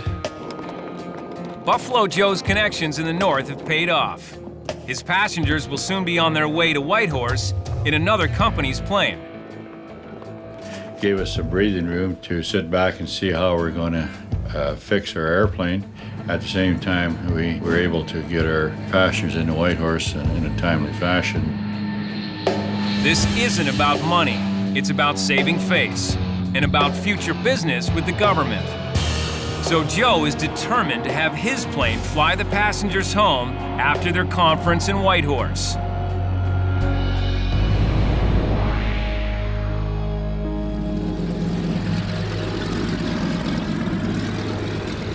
Morning, sirs. Shorts. Shorts, yeah, and matching jackets. First thing in the morning, Joe arrives on the Sked and springs into action. Can you get me Rod for a minute? We'll have a little meeting here. Yeah. What we want to do is get Cliff, and I'm going to send a helper with him. Joe is sending mechanic Cliff Dyson, a 14-year veteran with Buffalo, to Watson Lake. Because of the blown cylinder, we didn't want to take any risks because we're flying over mountainous terrain, so we sent our best mechanic. And I don't want to jeopardize the airplane until we've had a good test. Oh yeah, I could do a half-hour flight around Watson Lake on a little. And then we know whether or not we should be ferrying home, replacing the airplane, or continue with it. Yeah. So I would take as much stuff, flash up and go. There's your pilot. Captain A.J. DeCoste will fly him there. So they're going to go replace the cylinder and hopefully get it serviceable by tonight to make Whitehorse. The Buffalo Rescue Squad sets out, with Cliff bringing along his son Travis as his assistant. They've got just one day to storm in and get the plane fit to fly to Whitehorse, or kiss any more charters for this customer goodbye.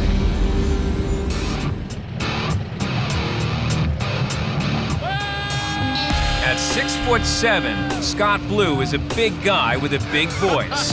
There's one box underneath. Get out of here! Media! Scott and another Buffalo pilot, Gord Cooling, are loading the DC-4 for a run tomorrow. Scott is a C-46 co-pilot. He rarely gets to fly the big four-engine DC-4, but if he wants to add it to his repertoire, he needs stick time before he can take the DC-4 pilot test. Can you come with me just to get that blast thing? Thanks. Though tomorrow, he'll be on board just to help with the cargo.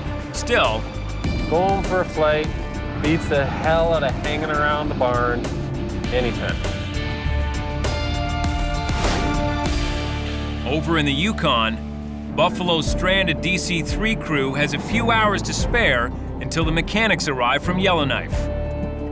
The pilots are in Watson Lake, population 1,500, the gateway to the Yukon, and kilometer 980 of the Alaska Highway. With a short cab ride, they visit Watson Lake's most famous tourist attraction, the Signpost Forest. Cool. Home to over 75,000 signs. We should have brought a buffalo sign to hang up here. In 1942, a homesick American working on the Alaska Highway put up a sign showing the distance to his hometown. Others followed, and a tradition was born. Some call it the largest collection of stolen property in the world. Imagine the tax dollars that are spent just for this place to replace signs. There's a little bit of home, man. Someone stole a Crescent Beach Cloverdale sign.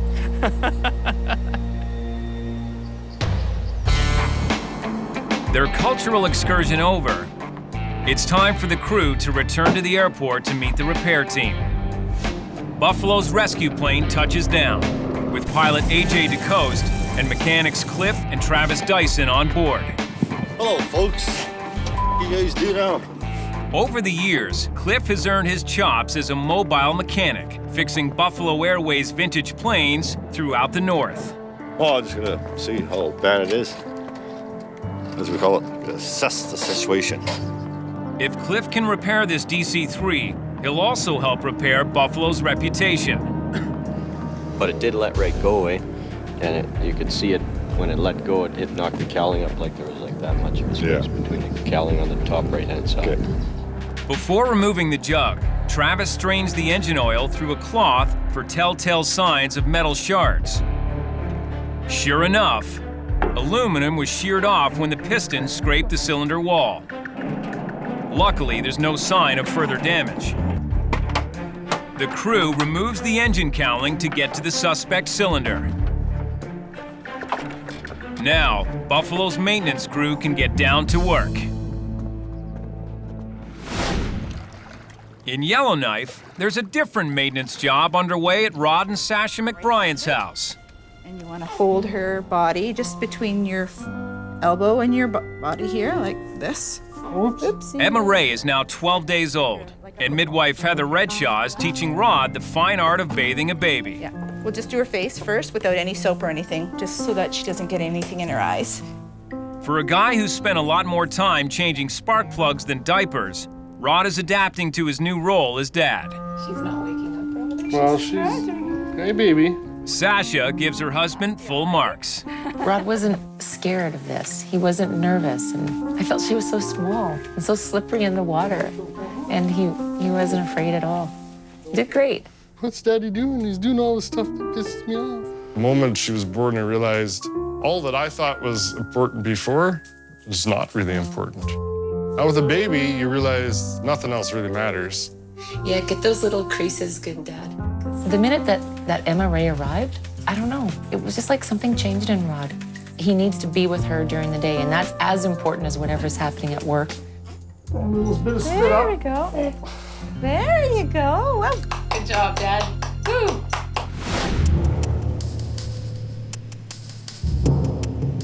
On the tarmac in Watson Lake, mechanic Cliff Dyson has removed the cause of the DC-3 engine problem, a broken cylinder, also known as a jug.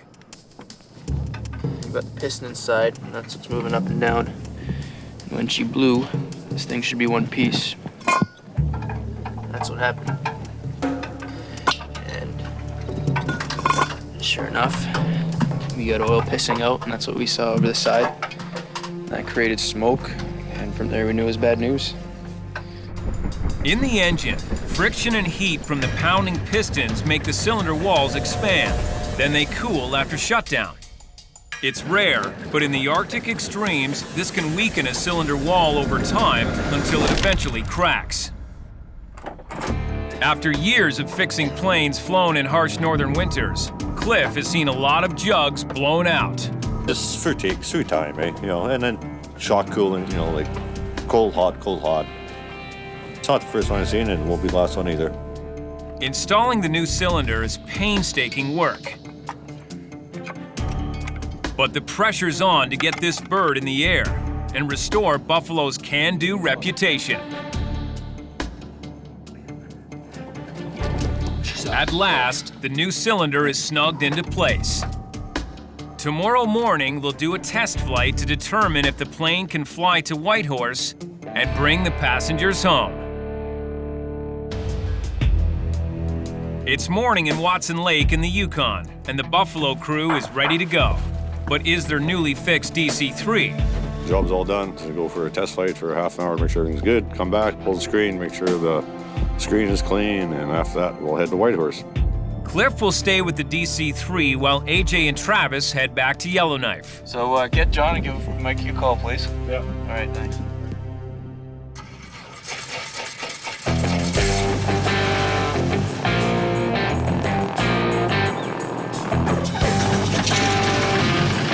With its new cylinder in place, the DC-3 is ready for a test flight. Justin does a run-up on the tarmac. The crew watches the temperature and oil pressure gauges carefully to make sure the new jug is working properly. It's all good, but the true test is getting her up in the air. Buffalo 226, we're just up for a test flight.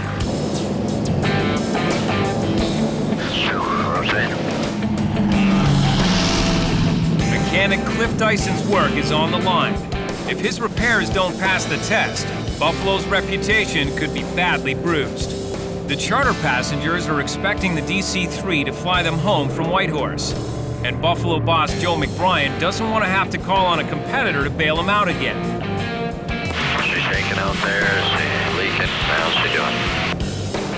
Still shaking, no leaking. Cliff checks out engine number 2 for himself. So far, everything looks okay. Coming up on 10 miles an hour. And spin her around. Come back in. Justin gives rookie Andrew a chance to land.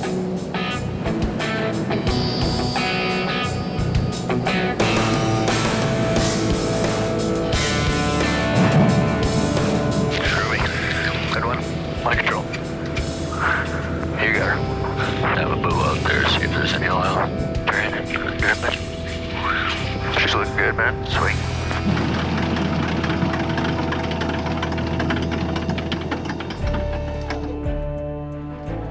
Looking pretty good. Yeah, that's all right, actually. With Cliff's seal of approval, yeah, not bad at all. Engine number 2 is ready to go. So we We've got the plane all fixed up, and we're on our way to Whitehorse. In Yellowknife, Buffalo is preparing a DC-4 to fly a load of construction materials to the Arctic town of Kugluktuk, formerly known as Coppermine.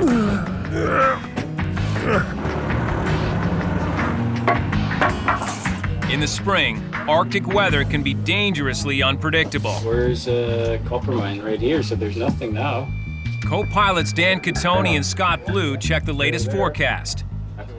Earlier this morning, an ice storm over Kugluktuk delayed the DC-4's departure. We are okay. Yeah, it looks good to me. Now, things seem to be improving. Hey, Arnie. Yeah. Hey, the icing's all gone in that area, so we'll load her up. We can do it today. Chief pilot Arnie Schrader will be at the throttle. It's a fair amount of shit, actually, once you start putting it into the plane. Yeah. And Scott Blue, who mostly flies the C-46, hopes Arnie will offer him a stint in the DC-4's co-pilot seat. Yeah, I'm gonna go with you guys too. Very cool. That's Sounds good, man. But this isn't good for Scott. AJ's already a captain on the DC-3 and C-46. He just needs a few more flying hours in the DC-4 to become a captain on this plane as well. Arnie extended the offer for me to go along with them and kind of get refamiliarized with the DC-4 a little bit. They might need another captain on it, so I'll get on it any chance I can. So Scott's prospects for climbing into the cockpit just took a plunge. If there's one thing that you learn at Buffalo, it's that you don't count your chickens before they hatch.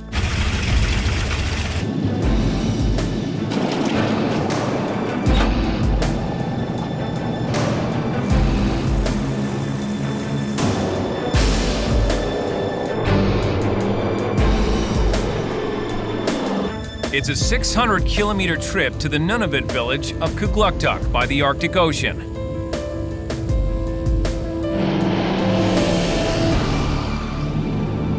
As the plane heads due north, Scott studies the DC-4 manual.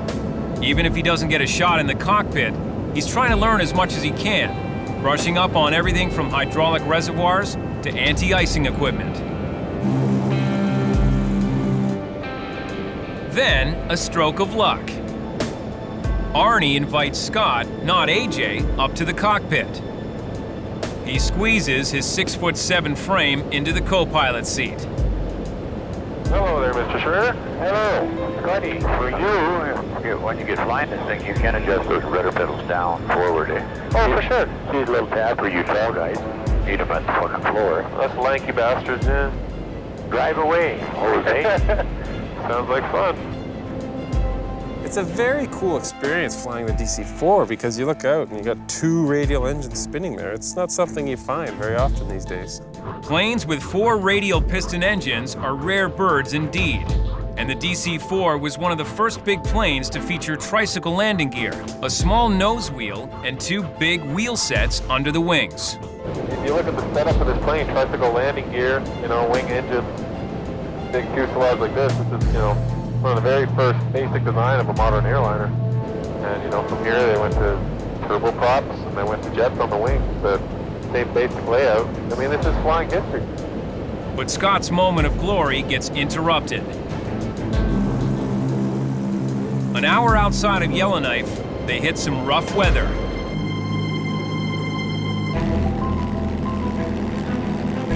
And Arnie needs Dan back in the right seat. Here, we'll take her down to 2700.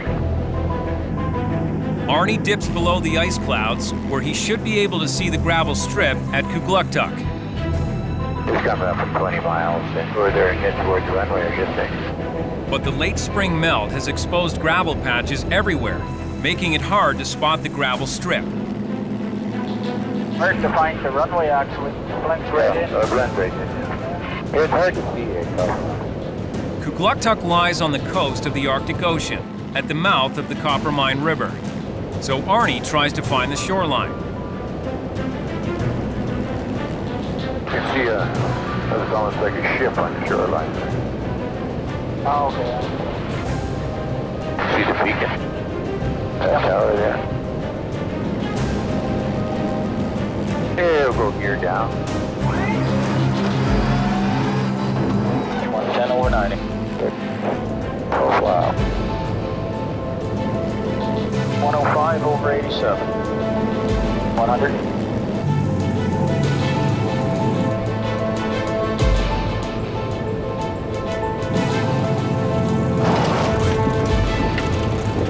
There's the runway.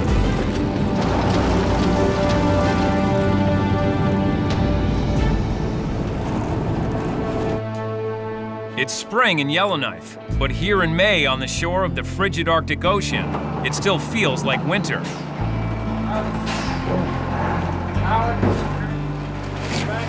With the ice storm still threatening, the sooner they can unload and head home, the better.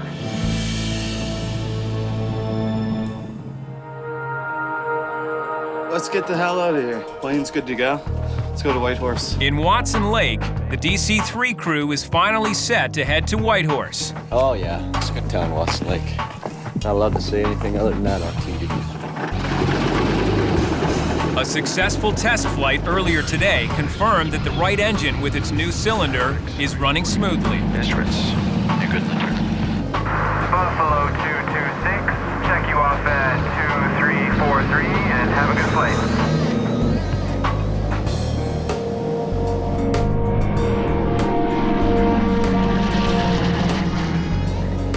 During the 90-minute flight to Whitehorse, rookie co-pilot Andrew gets some flying time over the highest peaks he's encountered yet. And flying over mountains keeps a pilot on his toes. You're gonna get a lot of turbulence coming off the mountains. So you're gonna have to take that into consideration, because you get the wind and it goes on one side of the mountain, creates these, they're called rotors over the other side. If you get caught in them, you can be pushed down pretty hard. Atmospheric rotors form when powerful winds sweep over a mountain ridge, creating troughs of intense turbulence along the lee side. These killer winds have been the cause of several deadly aviation disasters. And Whitehorse, it's Buffalo 226. Nearing Whitehorse, Andrew still has to wrestle the gusty crosswinds. Buffalo 226, I see you coming along the mountain. You're number 2 for 13 right. 226.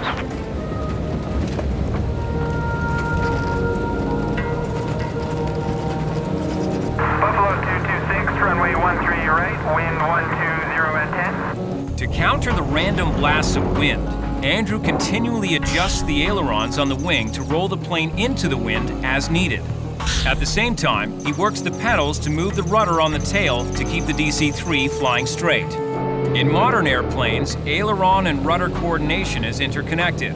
But on the DC-3, it's all up to the pilot's hands and feet. Looks like a bit of a gust coming over the escarpment. I'll be ready for a downdraft as you come over this fucking thing. Might go up, might go down. On approach, Andrew fights one last battle with the wind. Okay, well done. The final check's complete. You're good to land, sir. Okay, I got her. Well done. 226. Finally, they're in Whitehorse, 48 hours later than expected. Whitehorse, the capital of the Yukon, was founded in 1898 during the Klondike Gold Rush. Today, it's a city of 25,000 people and has a surprisingly vibrant art scene. It's also one of the best places to see the northern lights between late summer and early spring. Back on the tarmac, Andrew and John have a few hours before taking the charter passengers home to Yellowknife. Well, what do you want to do for the rest of the day? Just go drive around, man. Enjoy some of the scenery. Yeah? Take some pictures. First stop on the sightseeing tour is a DC-3 mounted on a pedestal at the airport. They haven't cleaned the friggin' dirt off the tires. It's one of the largest weather vanes in the world. That's awesome. The historic plane was built for wartime in 1942 and flew in India and China for the U.S. Air Transport Command. After the war, the plane was outfitted for passengers by Canadian Pacific Airlines and later worked for two small Yukon airlines before she retired in the late 60s. But not before this plane taught Joe his baby steps. Well, I went on the airplane in 1969, And that was the airplane I took my initial course on. I was trained as a DC-3 pilot on that aircraft. Everybody in the Yukon had flown on that airplane. Of course, it's very fitting, and that is the gate guardian to their city. 1,200 kilometers northeast in Kugluktuk, Buffalo's DC-4 crew has delivered the building supplies and prepares for takeoff. Kugluktuk Airport Radio, Buffalo 5718. For the return trip to Yellowknife, Arnie gives up the captain's seat to AJ DeCoste. So I'm on the dealer till 60 knots, all right? Yeah. It's been nearly 4 years since AJ flew the DC-4. Almost set, 394, sounds good. Okay, power set. Give her a good pulling.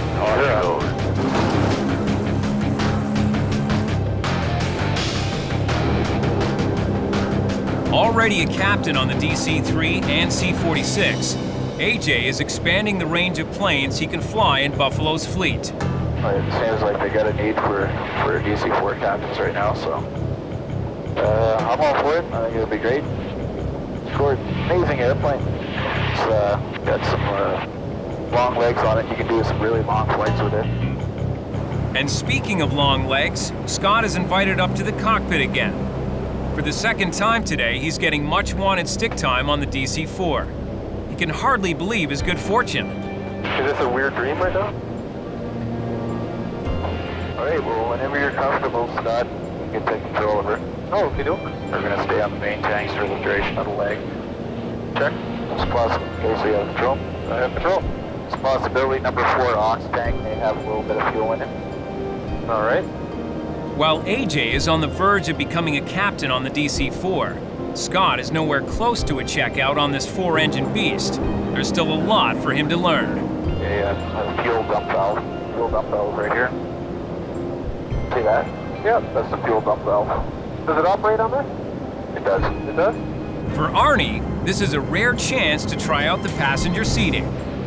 I'm having fun. Today was a fun day. You and the coolness of this machine. It's just awesome. No other way to put it. Pretty damn neat.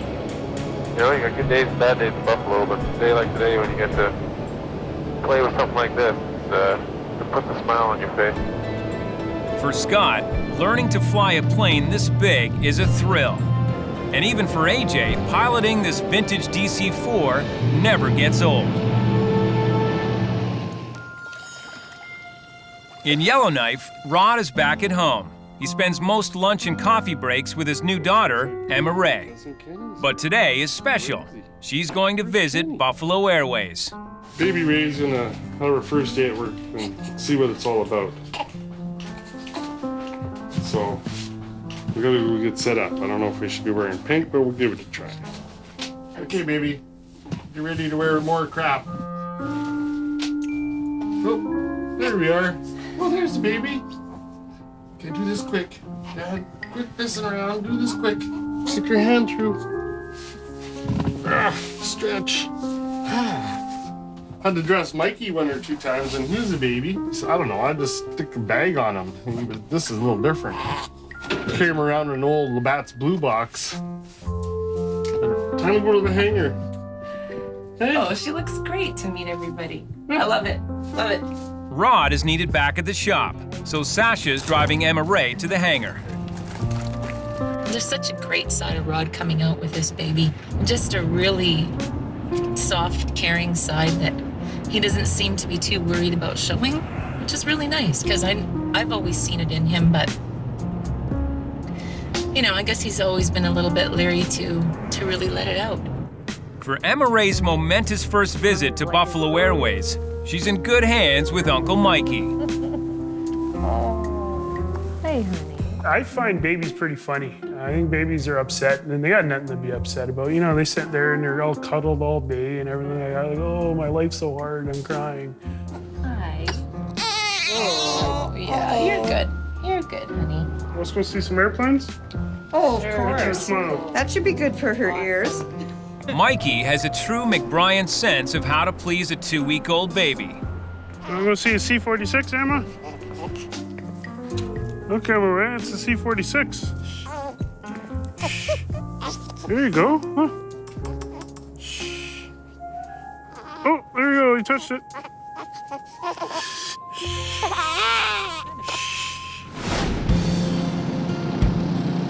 Back in Whitehorse, Buffalo's DC-3 taxis into position to pick up its passengers, who were still buzzing about their urgent landing in Watson Lake a few days earlier. Oh, it was quite an adventure. We had a VIP stop at Watson Lake and had a couple of beers. It's great. Other than watching smoke every once in a while.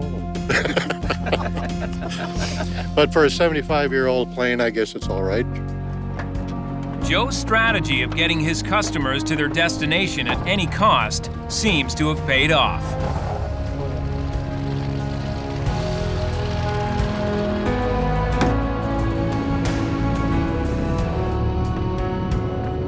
Are you familiar with emergency exit? And now they're flying home the way they came, on board one of Buffalo's classic DC-3s.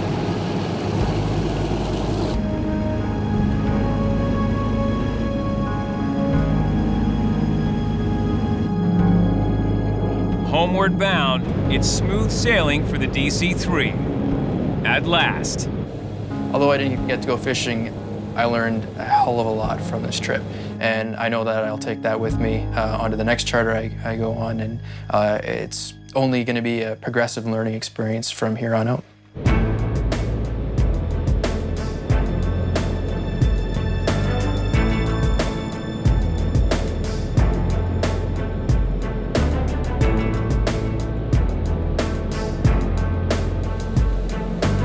As Justin slides into final approach to the Yellowknife Airport, Evening DC-3, I'm back from Whitehorse for